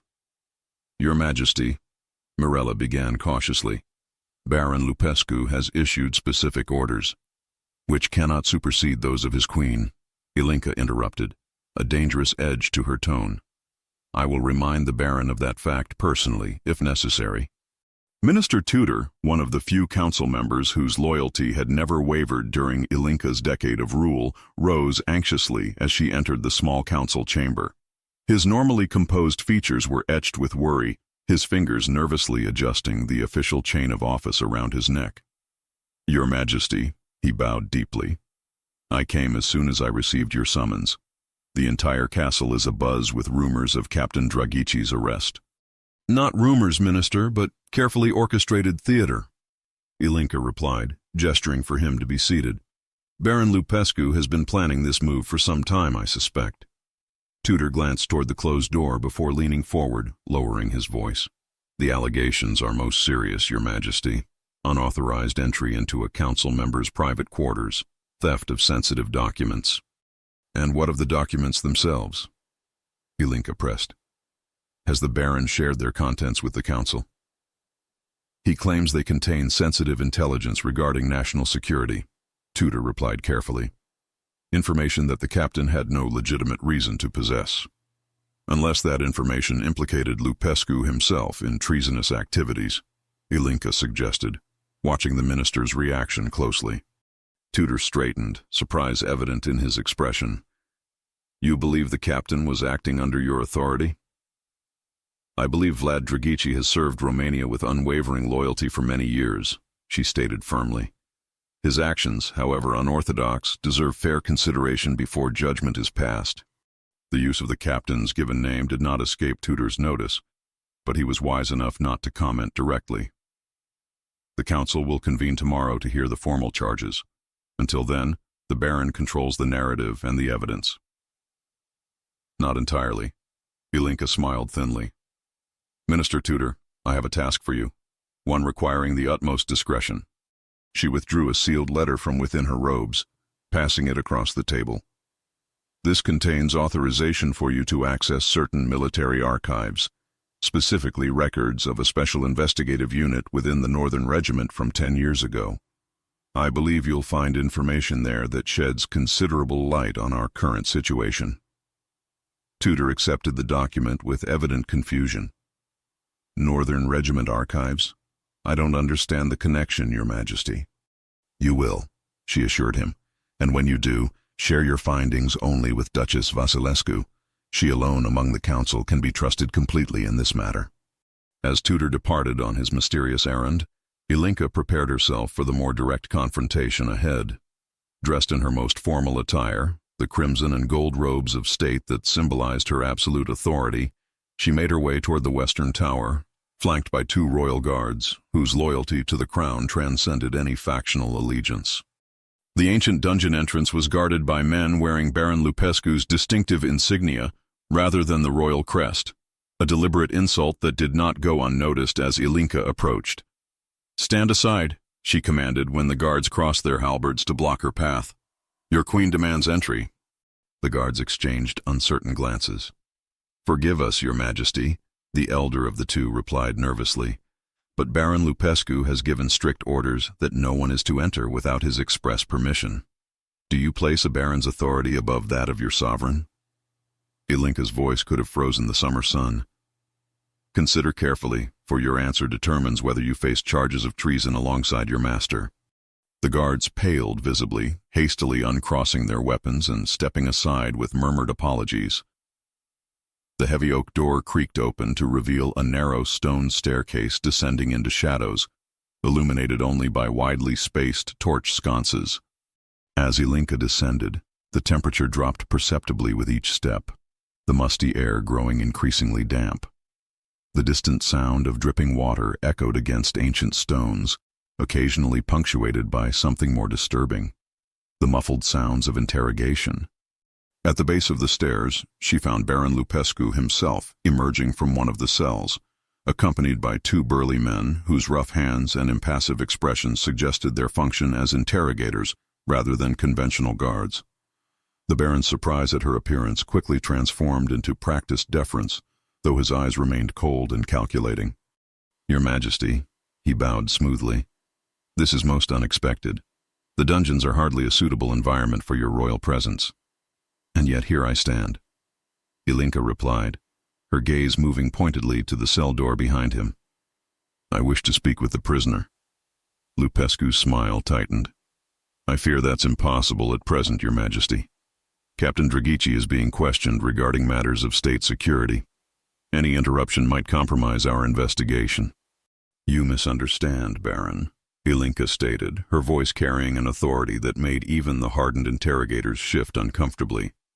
"I am not requesting permission. I am informing you of my intention to speak with the prisoner immediately and privately." The subtle emphasis on her final word left no room for misinterpretation. An open challenge had been issued, one that would define the boundaries of power between Queen and Council. For a moment, Lupescu seemed to consider outright refusal.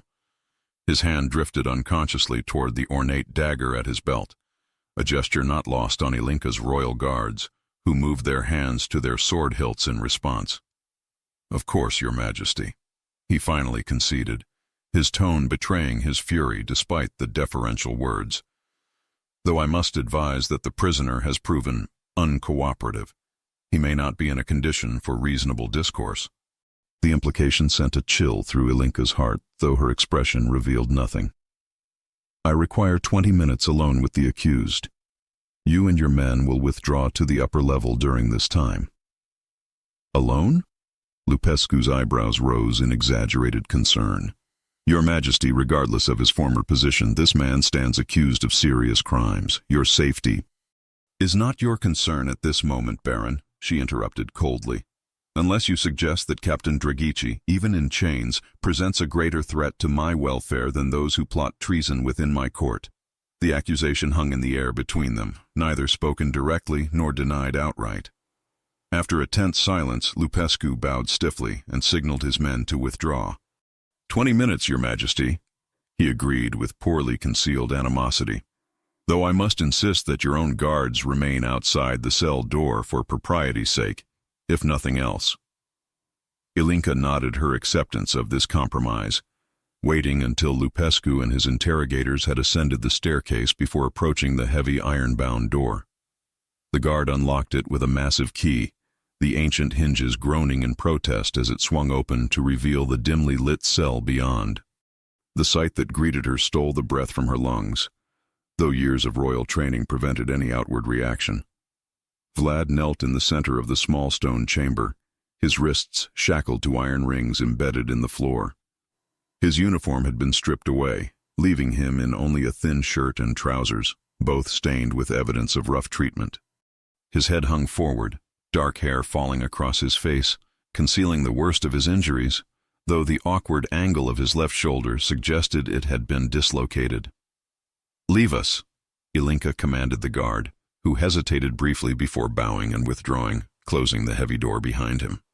At the sound of the door closing, Vlad raised his head with evident effort.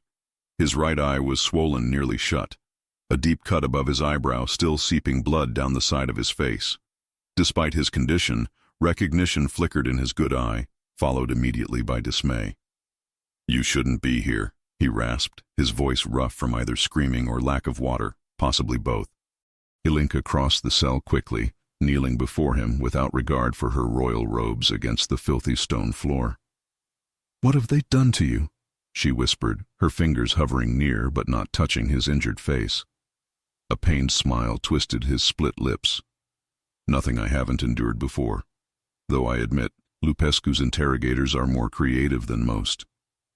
"This is barbarism," she hissed, anger overcoming her initial shock. "I'll have them all imprisoned for this treatment." "No."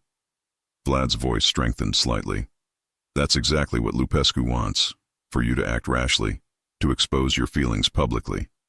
The moment you do, he'll use it to challenge your fitness to rule." His insight, even in his current state, reminded Ilinca forcefully of why she had come to trust this man so deeply. Even now, chained and beaten, his first concern was for her position rather than his own suffering. "The documents," she asked urgently. "Did you secure the originals before you were discovered?" Vlad nodded slightly, wincing at the movement. "Mirella has them, hidden in the false bottom of her sewing chest, the last place Lupescu's men would think to look."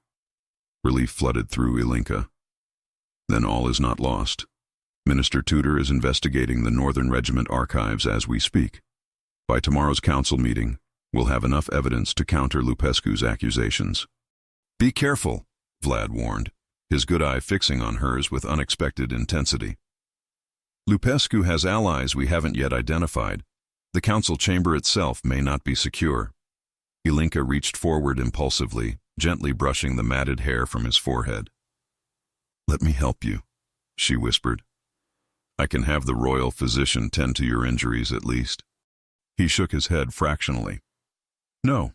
Any special treatment would only strengthen Lupescu's narrative that I've manipulated you somehow."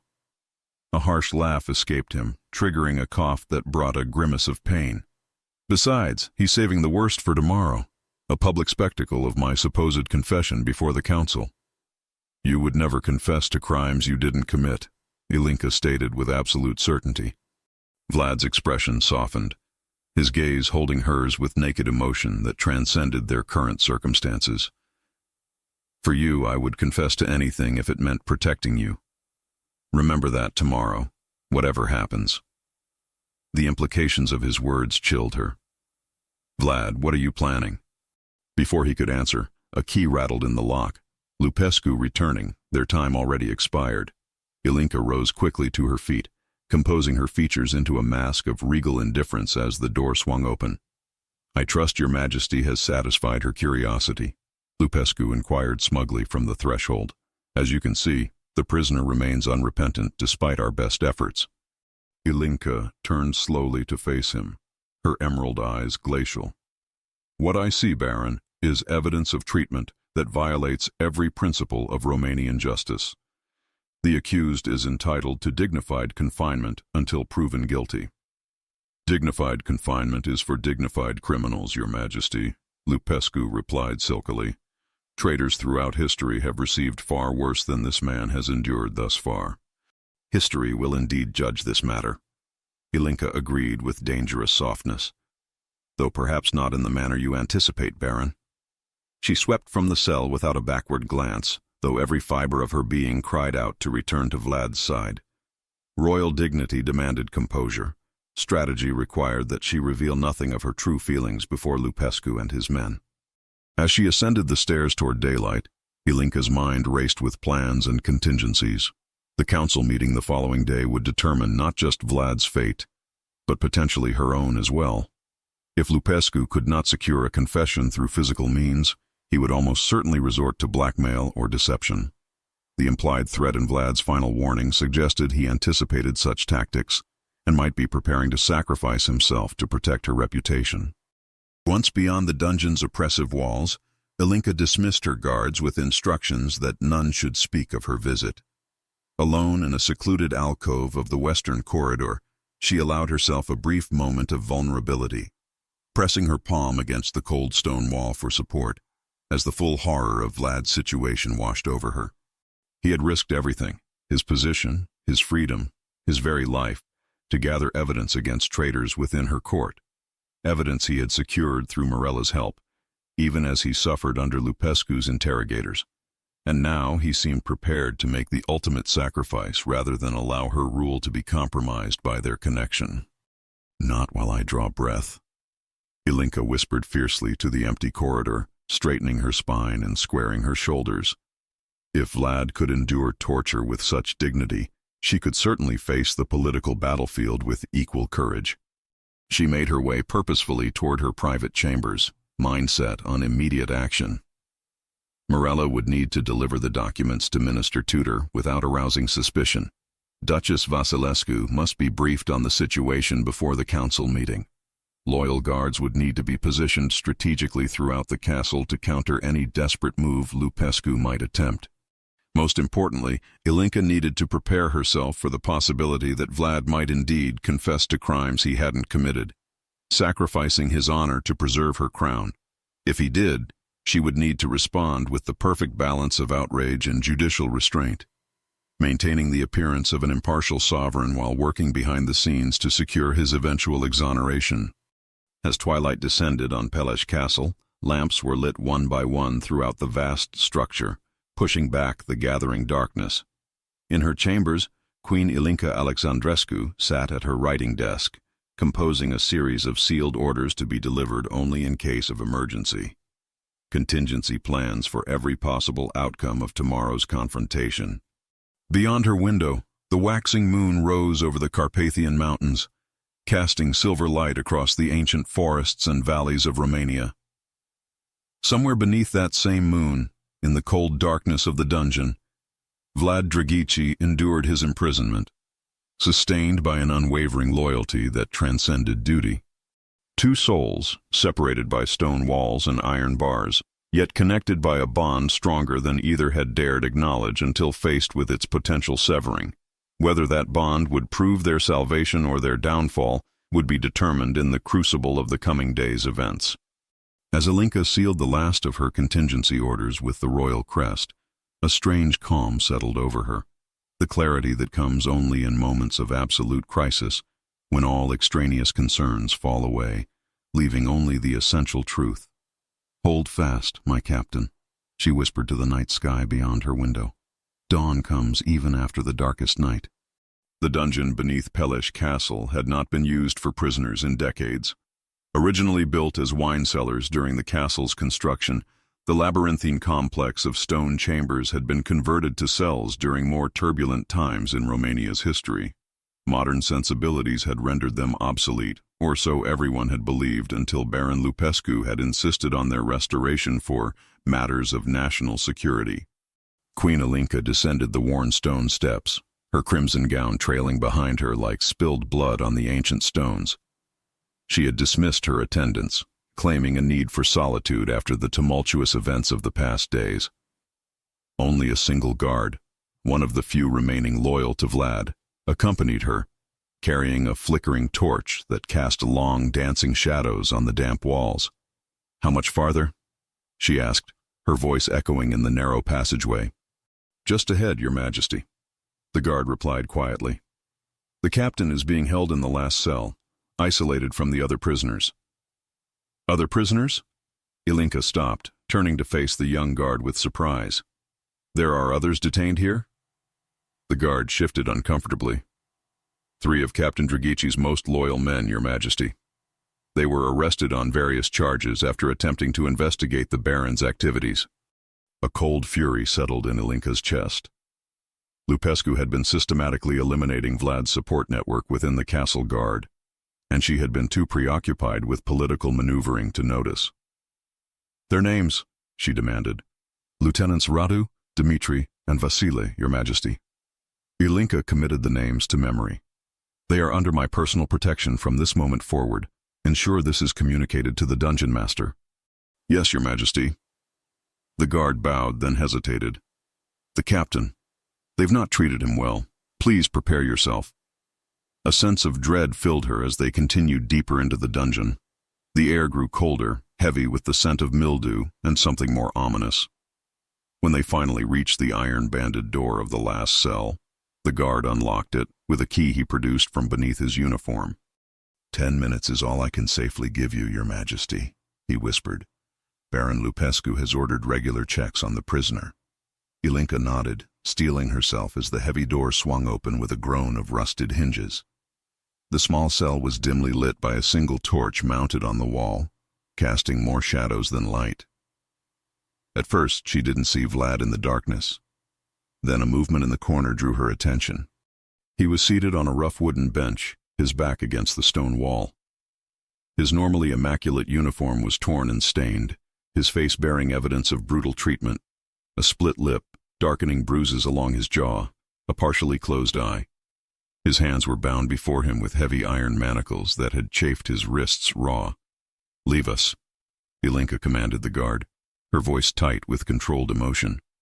When the door closed behind her, she rushed to Vlad's side, falling to her knees before him without regard for her royal dignity or expensive gown. "What have they done to you?" she whispered, her fingers hovering above his injuries, afraid to touch and cause more pain. Vlad's unswollen eye focused on her face, a mixture of joy and dismay crossing his features. "You shouldn't be here," he said hoarsely. "It's too dangerous." "Do you think I could stay away?"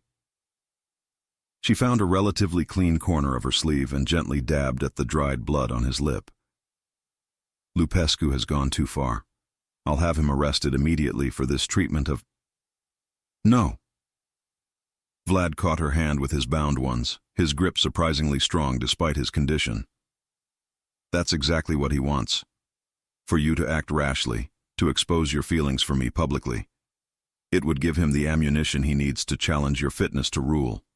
Ilinca's eyes filled with tears of frustration and anger. "I cannot simply leave you here to suffer. The council meeting is still 2 days away. Who knows what else they might do to you in that time?" "I've endured worse," he assured her, though the grimace that followed as he shifted position belied his words. "Did Morella deliver the documents?" Ilinca nodded. "Yes. I've reviewed them thoroughly. The evidence is damning. Financial transactions with foreign agents, correspondence regarding the assassination attempt, even discussions about potential succession should I be removed from power. And the council? Will they support you when you present this evidence?" "Some will," she confirmed. "I've spent the past 2 days securing allies. Ministers Tudor and Antonescu have pledged their support, along with Duchess Vasilescu. With their backing, we can outvote Lupescu's faction." Vlad relaxed slightly, relief evident in his expression. "Good. Then we need only wait for the council meeting.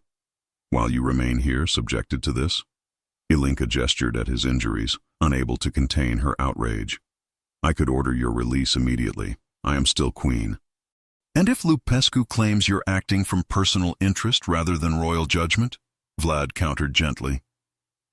He would use your intervention to further his narrative that you've been compromised by inappropriate feelings. The truth of his words stung, but Ilinca recognized the wisdom in them.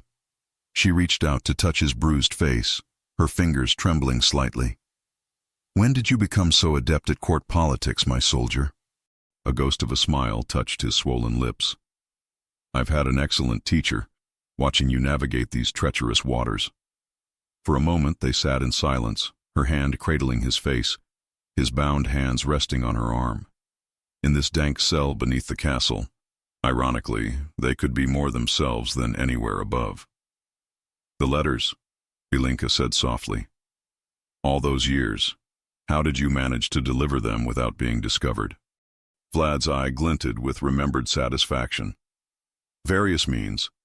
Sometimes I bribed servants, sometimes I used secret passages, unknown even to the castle architects.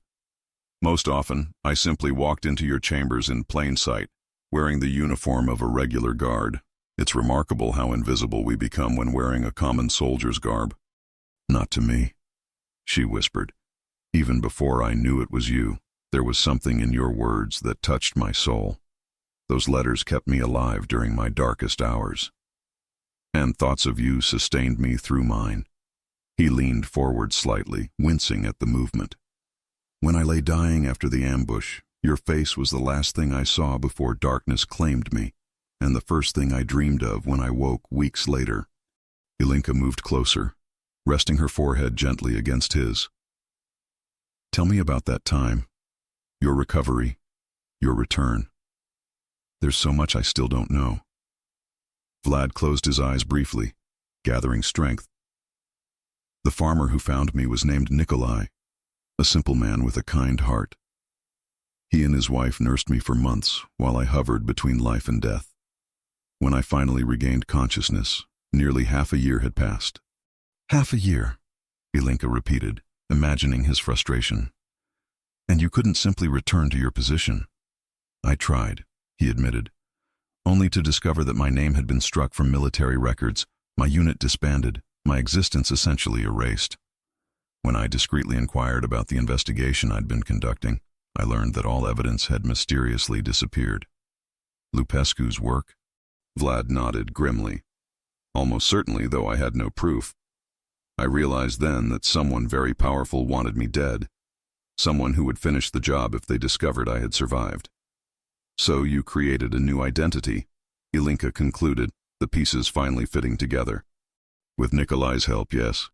He had a cousin in the border regiment who provided documents, helped establish a new service record.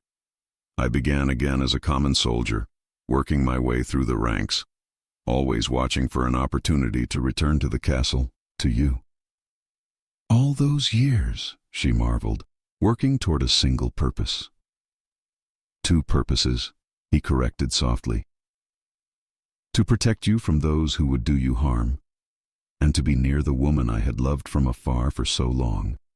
The raw honesty in his voice made her heart constrict painfully.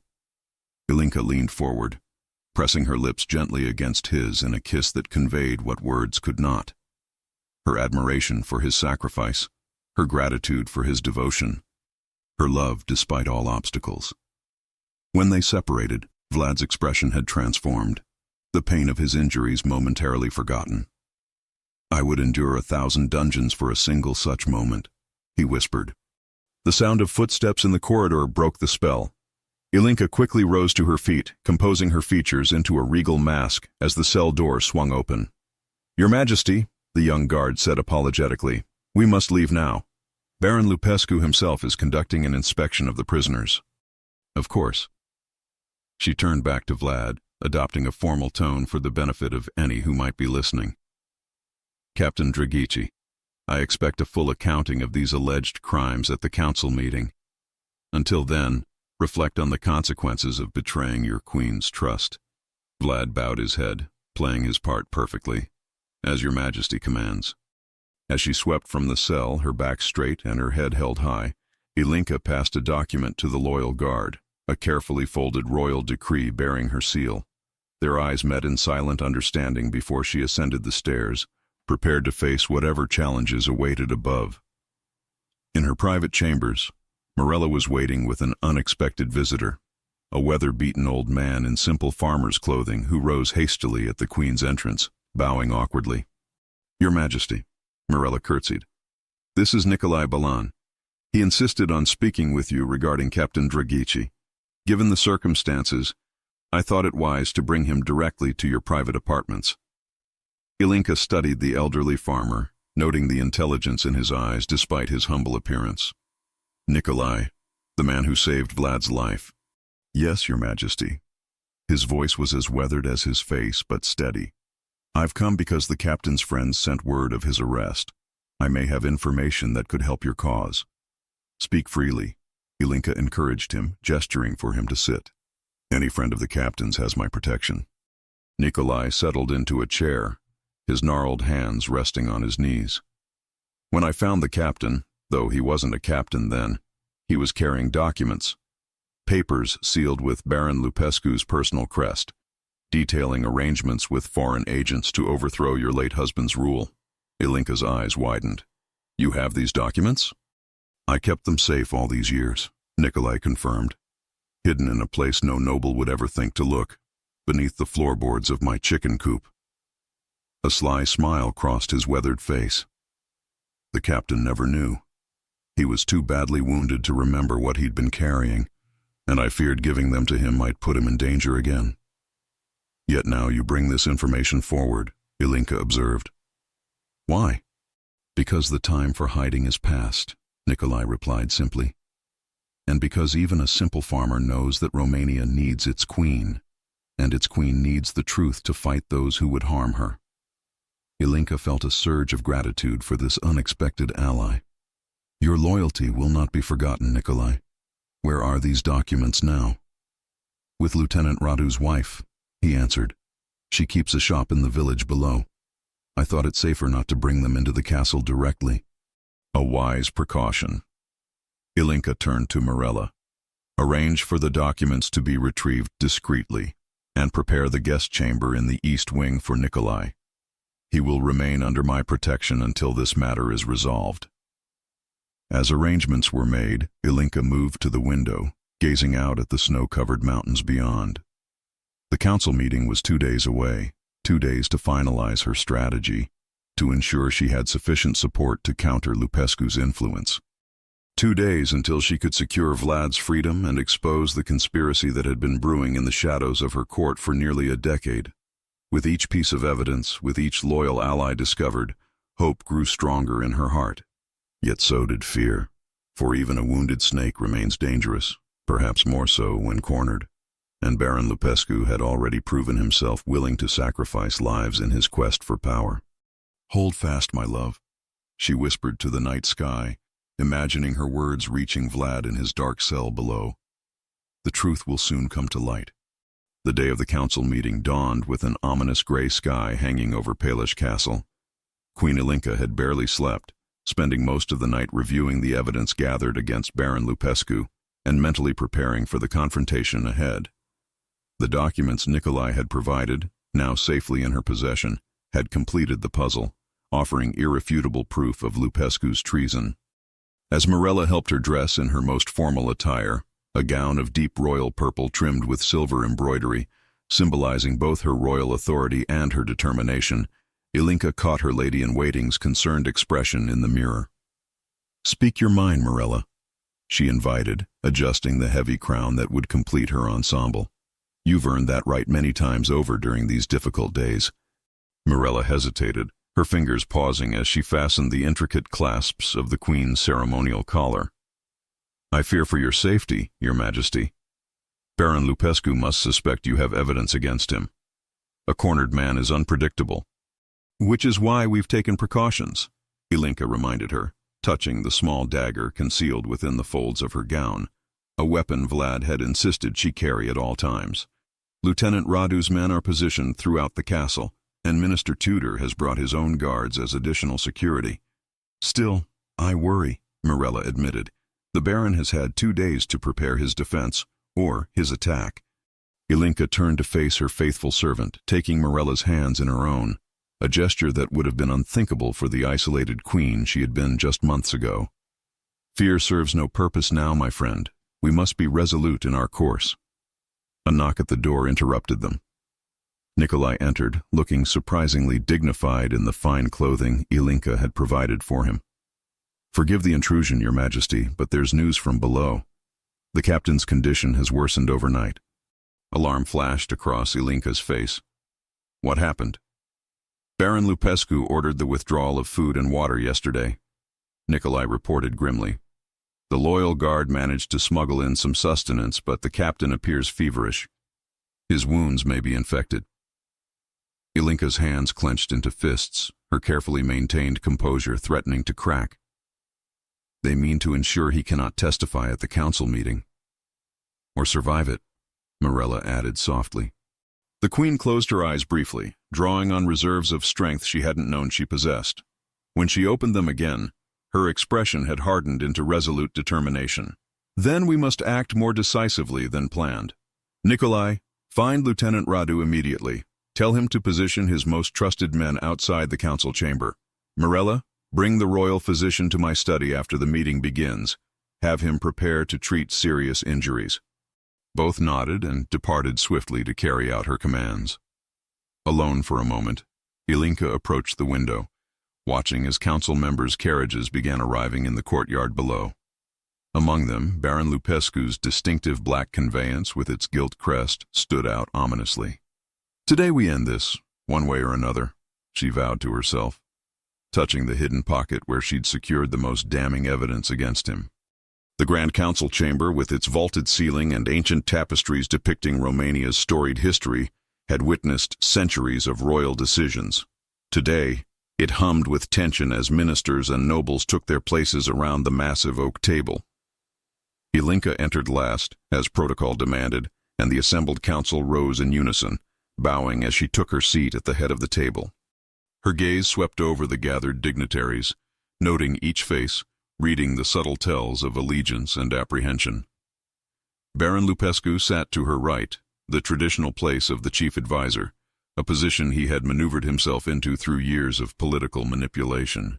His expression was one of polite deference, but his eyes held a calculating gleam that sent a chill down Ilinca's spine. My loyal council, she began, her voice clear and authoritative. We gather today to address matters of grave importance to the crown and kingdom. Before we proceed with the formal agenda, I wish to address the recent arrest and detention of Captain Vlad Drăghici, head of the Royal Guard. Baron Lupescu leaned forward slightly. If I may, Your Majesty, that matter was scheduled for discussion after the Treasury reports. The order of our agenda has been changed, Ilinca replied coolly. As sovereign, that is my prerogative. A subtle shift occurred around the table. Ministers exchanging glances, tension rising perceptibly. Lupescu inclined his head in acquiescence, though his jaw tightened. Captain Drăghici stands accused of breaching the private quarters of a council member and stealing confidential documents. Ilinca continued. Serious charges, to be sure, that would merit serious punishment, if true. If true, Your Majesty? Minister Constantine interjected, his tone incredulous.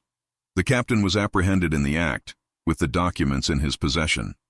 Indeed, Ilinca acknowledged. Documents that Baron Lupescu was strangely reluctant to have examined by his queen. She turned her gaze directly to Lupescu. Documents that detailed financial transactions with foreign agents, correspondence regarding an assassination attempt on my life, and discussions about succession plans should I be removed from power. A shocked murmur ran through the council. Lupescu's face remained impassive, though a muscle twitched in his cheek. These are serious accusations, Your Majesty. May I ask what evidence supports such claims? You may. Ilinca withdrew a sealed portfolio from beneath the table, placing it deliberately before her. This contains copies of the original documents found in your chambers, Baron. Correspondence bearing your personal seal and signature, detailing arrangements with Austrian agents to destabilize my rule. Forgeries, Lupescu declared dismissively, clearly fabricated by the captain to discredit me after I questioned his suspicious rise to power.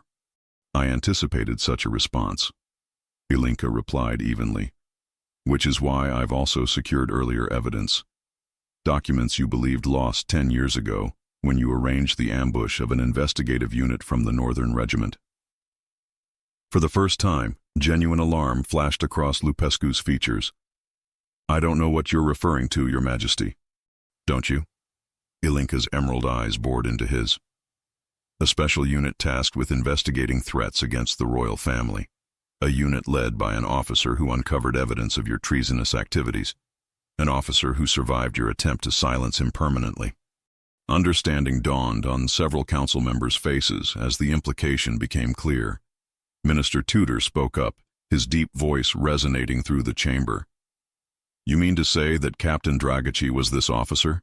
That he survived an assassination attempt orchestrated by Baron Lupescu?" "Exactly so," Ilinca confirmed. "The captain's true identity was concealed for his protection while he gathered evidence against those who had betrayed the crown. Evidence I now present to this council." She opened the portfolio, extracting documents bearing Lupescu's unmistakable seal and signature, financial records showing payments to the assassin who attempted to take my life at the winter ball, correspondence with foreign powers promising territorial concessions in exchange for support of a new regime, plans for my removal, drafted in the Baron's own hand. As the documents were passed around the table, the color drained from Lupescu's face. His composed facade began to crack as he watched his carefully constructed position of power crumble before his eyes. "This is absurd," he sputtered, rising abruptly from his chair. "A fabrication designed to distract from the Queen's inappropriate relationship with a common soldier. Her judgment has been compromised by her feelings for this guard captain, feelings that render her unfit to rule." The accusation hung in the air like a poisoned arrow. Several council members shifted uncomfortably, glancing between the Queen and the increasingly desperate Baron. Ilinca rose slowly to her feet, her regal bearing enhanced by the righteous anger now visible in her expression. "Is that your defense, Baron? To malign your Queen's character when confronted with evidence of your treason?" "It is no malignment, but truth." Lupescu's voice rose as he sensed his control slipping away. "Ask any servant in the castle about the Queen's midnight wanderings, about her private meetings with the captain. She has forsaken her duty for the affections of a man far beneath her station." Duchess Vasilescu, an elderly but formidable ally at the far end of the table, spoke up for the first time. "Even if such allegations were true, Baron, which I do not for a moment believe, they would pale in comparison to the treason outlined in these documents. A queen's heart is her own affair. Conspiracy against the crown is a matter for the executioner." Murmurs of agreement circulated around the table. Lupescu looked from face to face, realizing with growing panic that the tide had turned decisively against him. "This council has been deceived," he tried again, his voice taking on an edge of desperation. "The Queen's judgment cannot be trusted in this matter. I demand a full investigation by an impartial body." "You are in no position to demand anything, Baron," Minister Tudor stated firmly. "The evidence before us is compelling and requires immediate action." Ilinca raised her hand for silence. "Before this council renders judgment, there is one more witness who should be heard." She nodded to the guards at the door. "Bring in Captain Drăghici." The massive doors swung open to reveal Vlad, supported between two loyal guards. Despite his obvious weakness and the visible evidence of his mistreatment, he stood as straight as his injuries would allow, his gaze fixed on Ilinca with a mixture of pride and devotion. A collective gasp went around the table at his condition. Even those who had been skeptical of the Queen's accusations could not help but be moved by the sight of a royal officer so brutally treated. "Captain Drăghici," Ilinca addressed him formally, though it took all her self-control not to rush to his side. "This council would hear your testimony regarding Baron Lupescu's activities, both recent and those dating back to your previous identity." Vlad nodded, his voice hoarse but clear as he recounted the investigation he had conducted a decade earlier, the ambush that had nearly claimed his life, and his long journey back to the castle to complete his mission of protecting the Queen. As he spoke, even the most dubious council members found themselves convinced by the sincerity and detail of his account. Throughout the testimony, Baron Lupescu's expression darkened progressively, his eyes darting increasingly toward the exit. When Vlad finally finished speaking, A heavy silence fell over the chamber. "This council has heard sufficient evidence," Minister Tudor declared at last. "I move that Baron Lupescu be immediately stripped of his titles and position and held for trial on charges of high treason." Before anyone could second the motion, Lupescu made his desperate move. With surprising speed for a man of his years, he lunged toward Ilinca, a concealed dagger suddenly gleaming in his hand. "If I fall, you fall with me," he snarled, his face contorted with hatred. What happened next occurred so quickly that many council members would later give conflicting accounts. Despite his weakened state, Vlad somehow intercepted Lupescu's attack, throwing himself between the Baron and his queen. The dagger intended for Ilinca's heart plunged into Vlad's shoulder instead, eliciting a pained grunt, but not deterring him from grappling Lupescu to the ground. Guards rushed forward, separating the men and restraining the Baron, who continued to hurl threats and accusations, even as he was dragged from the chamber. Vlad collapsed to his knees, one hand pressed against his bleeding shoulder, the other reaching instinctively toward Ilinca. Protocol forgotten in the face of such sacrifice, the queen knelt beside him, cradling his face between her hands. "You fool," she whispered, tears threatening to spill from her eyes. "Haven't you suffered enough on my behalf?" A weary smile touched his lips. "Never enough," he murmured. "Not if it means keeping you safe." As the royal physician rushed forward to tend to Vlad's new wound, Ilinca became aware of the stunned silence around them. The entire council was witnessing this intimate exchange, this undeniable confirmation of Lupescu's accusations about their relationship. Slowly, deliberately, she rose to her feet, facing her council with her head held high. "Yes," she declared, her voice ringing through the chamber, "I love this man, this loyal, courageous man who has sacrificed everything to protect me and this kingdom. If that makes me unfit to rule in your eyes, then so be it. I will abdicate before I deny the truth of my heart." For a moment, no one spoke. Then, to Ilinca's astonishment, Duchess Vasilescu rose shakily to her feet, leaning heavily on her cane.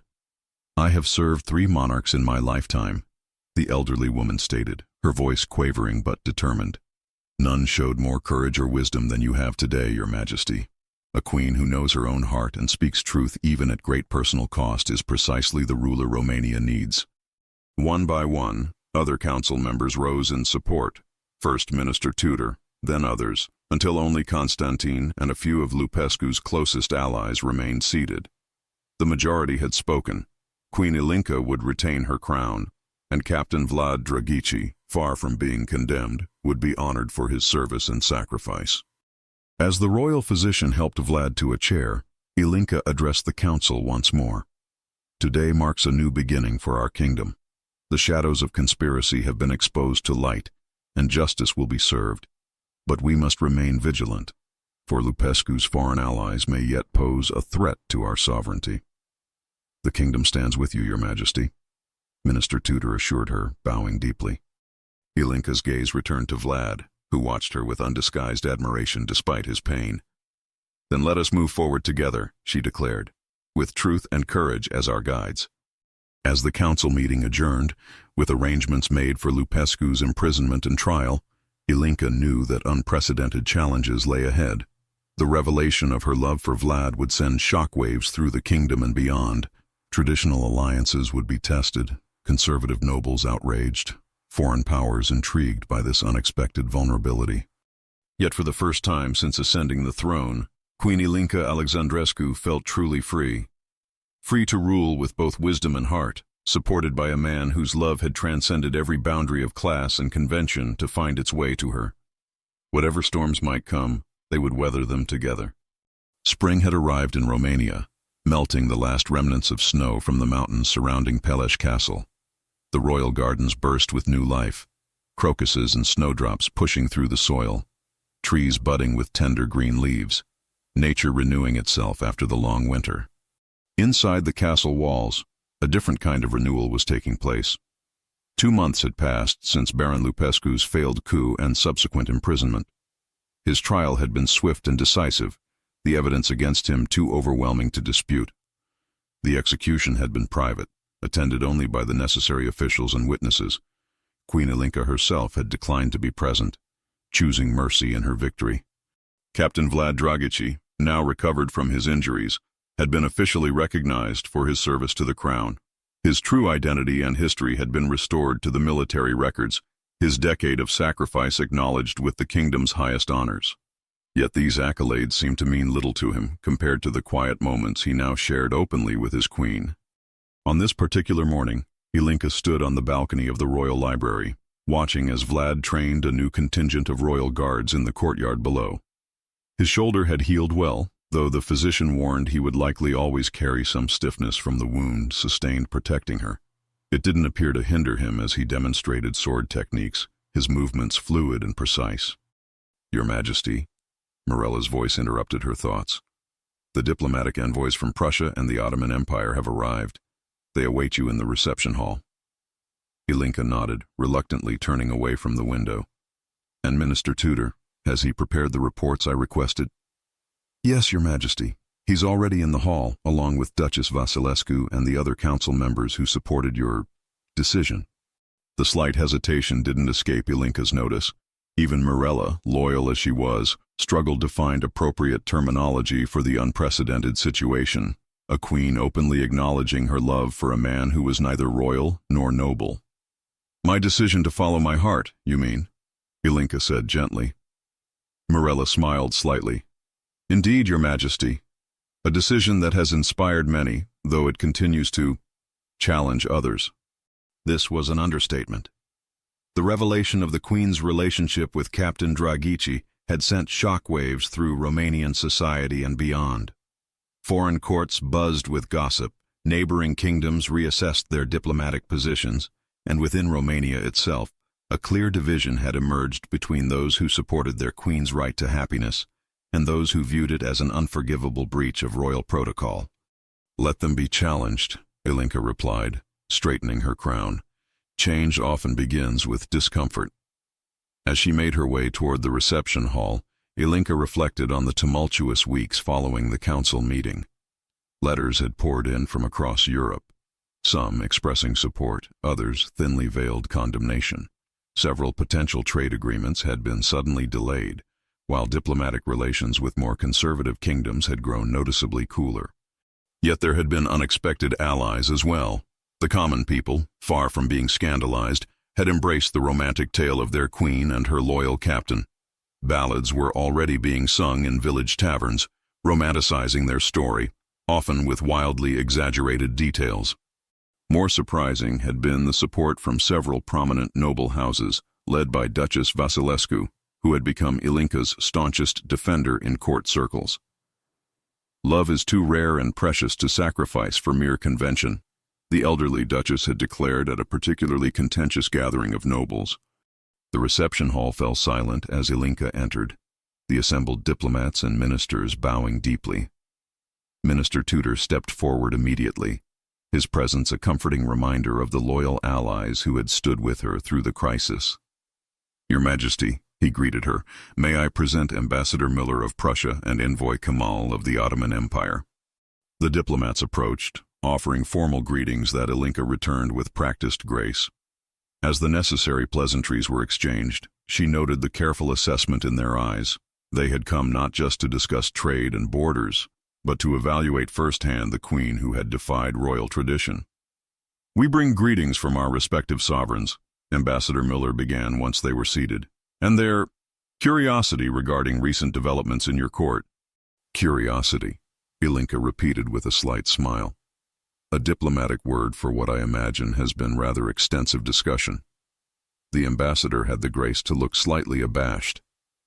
"Your Majesty is direct, as your reputation suggests. Yes, the events surrounding Baron Lupescu's treason and your personal decisions have been topics of significant interest." "No doubt." Ilinca sat straighter in her chair. "Then let me be equally direct, gentlemen. I have no intention of justifying my personal choices to foreign powers, however esteemed. We are here to discuss matters of state, trade routes, border security, and mutual defense. If your governments find themselves unable to separate diplomatic relations from court gossip, perhaps we should conclude these meetings now." A tense silence followed her words. Envoy Kamal stroked his beard thoughtfully before responding. "Your Majesty misunderstands," he said carefully. "Our sovereign's interest is not merely prurient curiosity. Your situation raises questions about succession, about future alliances, about the stability of agreements made today." Minister Tudor intervened before Ilinca could respond. "The Queen's Council has already addressed these matters.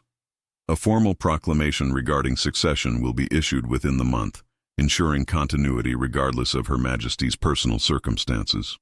"And what of marriage?" Ambassador Müller pressed.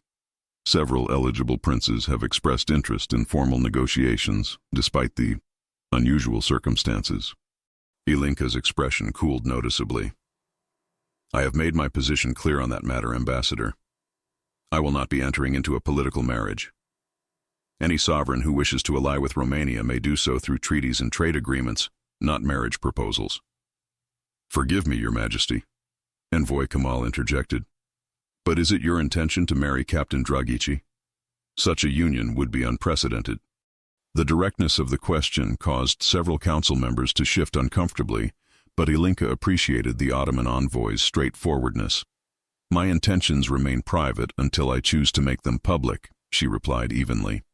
"What should concern your masters is that Romania remains a stable and valuable ally, regardless of who stands beside me." The diplomatic meeting continued for another hour, gradually shifting to more conventional matters of state. By its conclusion, both envoys seemed somewhat reassured, if not entirely satisfied.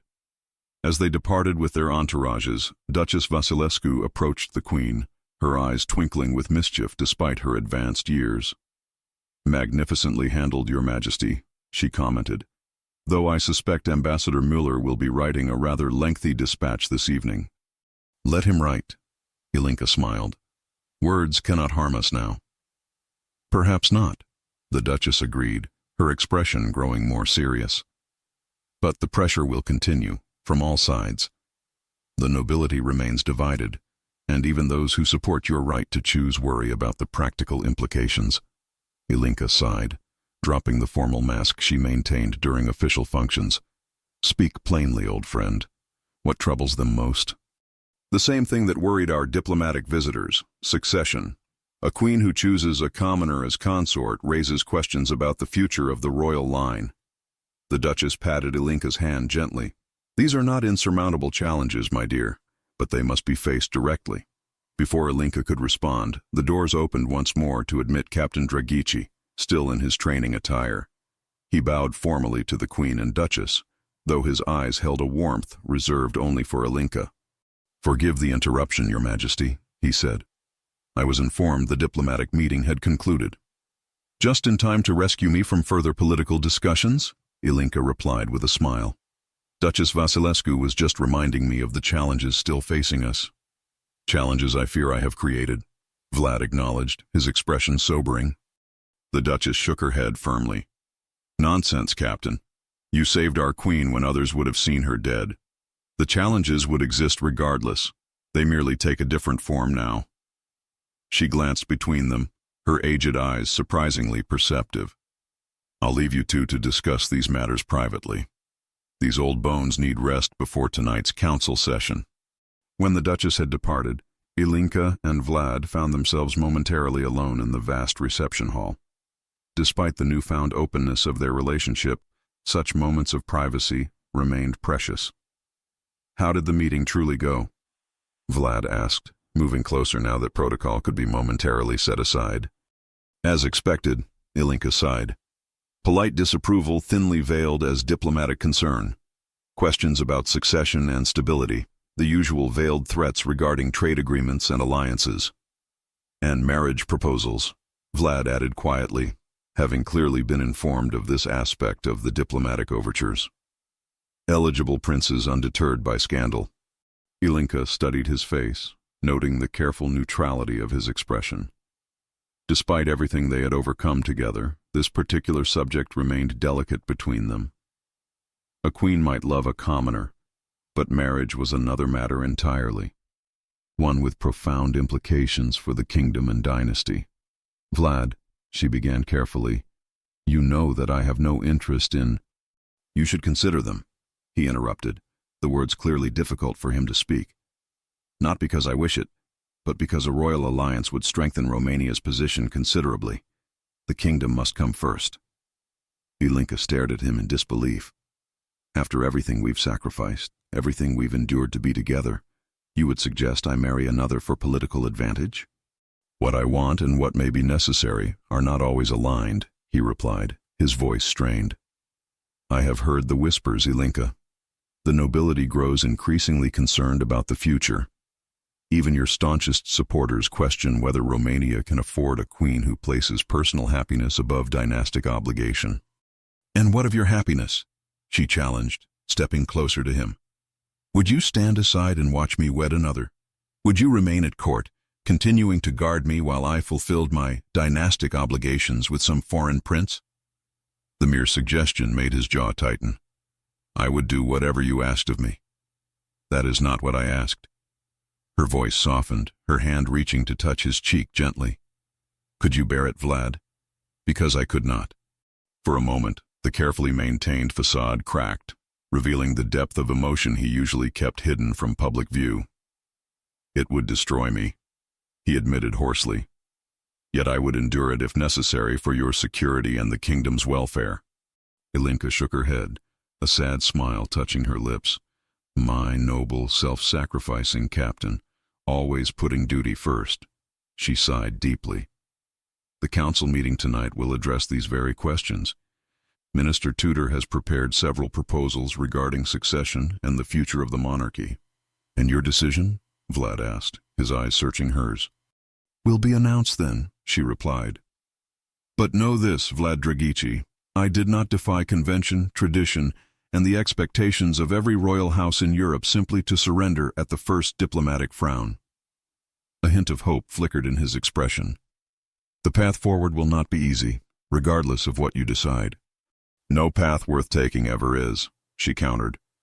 We've faced assassination attempts, imprisonment, and treason together. I suspect we can manage a few disapproving nobles and foreign ambassadors. For the first time that day, a genuine smile transformed Vlad's features, reminding Ilinca of why she had fallen in love with this serious, dedicated man in the first place. When he smiled, truly smiled, it was like witnessing a rare and precious event, all the more valuable for its scarcity.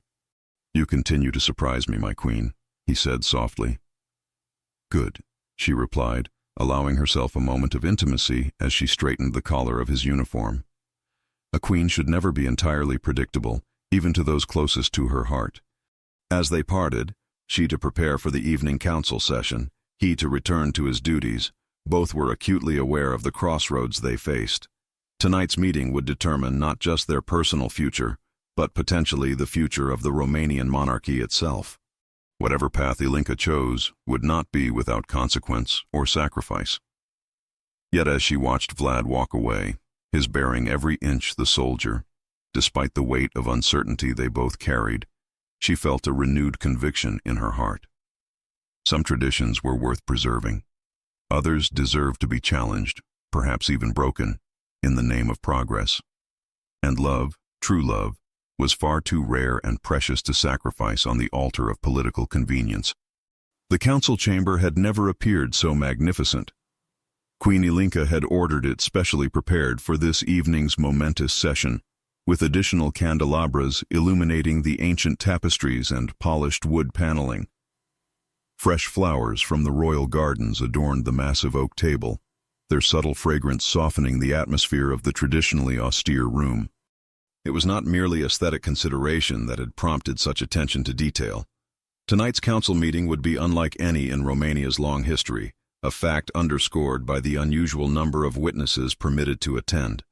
In addition to the regular council members, representatives from every noble house in the kingdom had been invited, along with selected foreign diplomats and even a small delegation of common citizens. As the chamber filled with murmured conversations and speculation, Minister Tudor approached Queen Ilinca in the small antechamber, where she awaited the formal commencement. All is prepared as you requested, Your Majesty, he reported, his normally composed features betraying a hint of anxiety. Though I must confess even your most loyal supporters remain uncertain about your intentions. Ilinca smiled, adjusting the royal crown that felt particularly heavy this evening. That was my design, Minister. Uncertainty keeps minds alert and hearts honest. And Captain Drăghici, does he know what you plan to announce? No, she admitted, a shadow crossing her face. He offered to step aside, to allow me to make a politically advantageous marriage for the good of Romania. Tudor's eyebrows rose in surprise. A noble gesture, though perhaps not unexpected from a man of his character.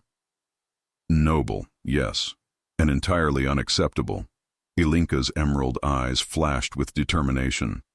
I did not fight to free Romania from Baron Lupescu's conspiracy, only to surrender to a different kind of tyranny, the tyranny of outdated tradition. The minister studied her face carefully. You understand the risks, Your Majesty? Some of the older noble houses may never accept such a radical departure from tradition. I understand completely, she assured him, which is why the proposals we've prepared offer a path forward that honors our heritage while embracing necessary change. She glanced at the ornate clock on the mantelpiece. It's time, Minister. Let us make history. The assembly rose as Queen Ilinca entered the council chamber, Mirella following discreetly behind with a sealed document case. From his position near the door, Captain Drăghici stood at attention, his face impassive, though his eyes followed Ilinca's progress to the head of the table. She had requested he attend in his official capacity, giving no indication of the decision she was about to reveal. Be seated, Ilinca commanded once she had taken her place. The rustle of fabric and scrape of chairs filled the chamber momentarily before an expectant silence fell. Distinguished council members, noble representatives, honored guests, she began, her voice clear and steady. We gather tonight to address matters fundamental to Romania's future, questions of succession, governance, and the nature of monarchy itself. She paused, her gaze sweeping across the assembled faces. For centuries, royal succession has followed prescribed patterns, dictated by bloodlines and strategic marriages. These traditions served their purpose in their time, creating stability and forging alliances essential to our kingdom's survival. Several of the older nobles nodded approvingly, clearly expecting a traditional announcement despite the rumors circulating through court. However, Ilinca continued, her tone shifting subtly, traditions must evolve when circumstances demand it.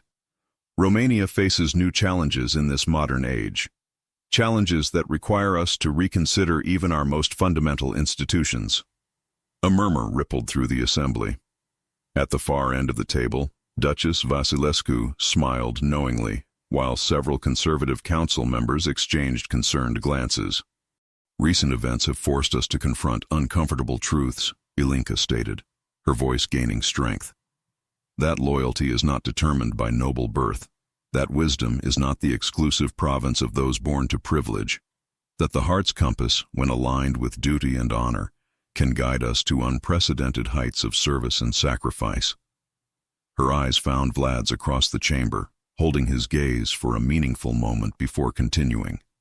I have consulted extensively with this council, with legal scholars, and with representatives from every level of Romanian society. Based on these consultations, I present tonight a series of proclamations that will shape our kingdom's future. She nodded to Mirella, who stepped forward with the document case. Ilinca removed the first sealed document, breaking the royal wax with deliberate ceremony. First, regarding the matter of succession, I hereby establish the principle that leadership of Romania shall henceforth be determined by merit, character, and demonstrated commitment to the kingdom's welfare, not solely by bloodline. The shock in the room was palpable. Even those who had anticipated unconventional announcements seemed stunned by this fundamental shift in royal philosophy. This does not eliminate the monarchy, Ilinca clarified as the murmurs grew louder. Rather, it transforms it into an institution where succession may follow bloodlines when appropriate candidates exist, but permits selection from qualified individuals beyond the royal family when circumstances warrant. Your Majesty, one of the elder council members interrupted, his voice trembling with indignation. This is unprecedented. The sacred lineage of Romanian rulers extends back centuries. Indeed it does, Lord Popescu, Ilinca acknowledged calmly. And that lineage has produced both wise rulers and tyrants, visionaries and fools. Why should Romania's future be determined by the accident of birth rather than the quality of character? Before further objections could be raised, she opened the second document. Second, I hereby establish the Royal Council of Succession, a permanent body comprising representatives from the nobility, the military, the church, and the common citizens. This council will be empowered to confirm royal successors according to the new criteria, ensuring that passion or prejudice does not cloud such momentous decisions. The chamber had divided into visible factions now. Those leaning forward with interest and approval, those sitting rigidly in shocked disapproval, and a significant middle group whose expressions revealed internal conflict as they processed these radical proposals. Ilinca pressed on, opening the third document. Third, regarding the status of royal consorts, I decree that the monarch of Romania may wed according to the dictates of wisdom and heart combined, without restriction as to birth or station, provided the chosen consort demonstrates unwavering loyalty to Romania and its people. Her eyes found Vlad again, noting with satisfaction the dawning realization in his expression. This time she did not look away as she continued. The consort, regardless of origin, shall be granted the title of prince or princess consort, with all appropriate honors and responsibilities. However, governance shall remain solely with the crowned sovereign unless specifically delegated. Ambassador Müller of Prussia rose to his feet, unable to contain himself despite diplomatic protocol. Your Majesty, am I to understand that you intend to marry outside the royal houses of Europe? You understand correctly, Ambassador, Ilinca confirmed, a hint of challenge in her voice, though I have not yet addressed that specific matter. She opened the final document, her heart beating faster despite her outward composure. Fourth and finally, I, Ilinca Alexandrescu, Queen of Romania, having secured the support of the Reformed Royal Council and the blessing of the Church, hereby announce my intention to wed Captain Vlad Drăghici, whose loyalty, courage, and love for Romania have been proven beyond question through years of sacrifice and service. The chamber erupted in a chaos of reactions, gasps, exclamations, applause from some quarters, outraged protests from others. Through it all, Ilinca remained standing, her gaze fixed on Vlad, who appeared momentarily frozen in place, his carefully maintained military bearing threatened by overwhelming emotion.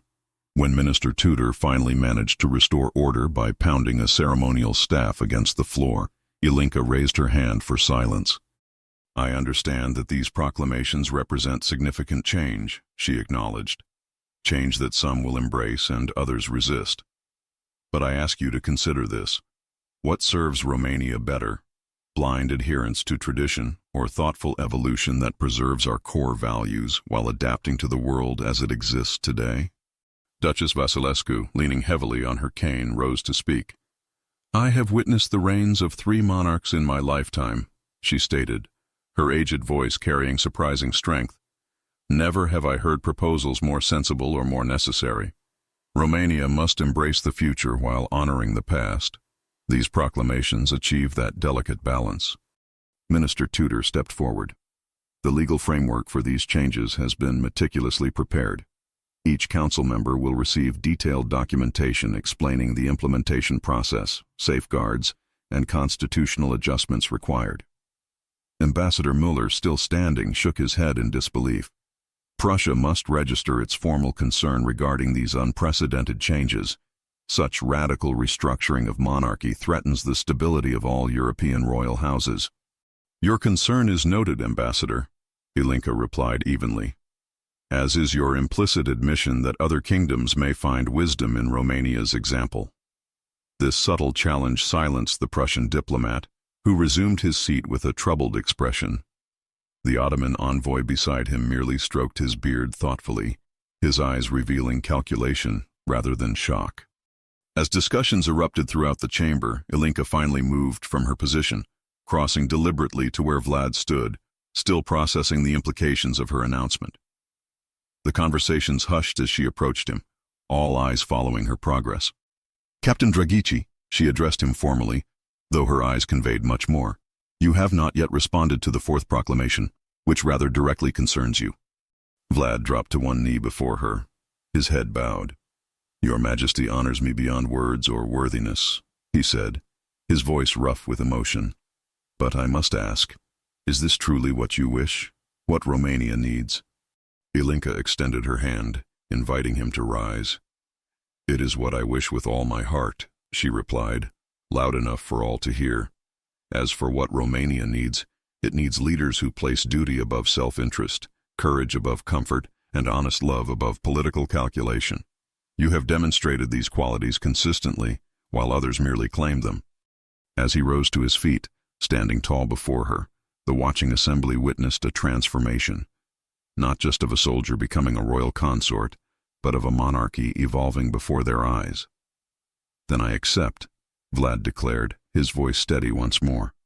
"Not for the title or position, but for the honor of standing beside you as you lead Romania into this new era." Minister Tudor stepped forward, producing a velvet cushion bearing an ornate signet ring. "The traditional seal of the Prince Consort," he explained, redesigned to reflect both military honor and royal dignity.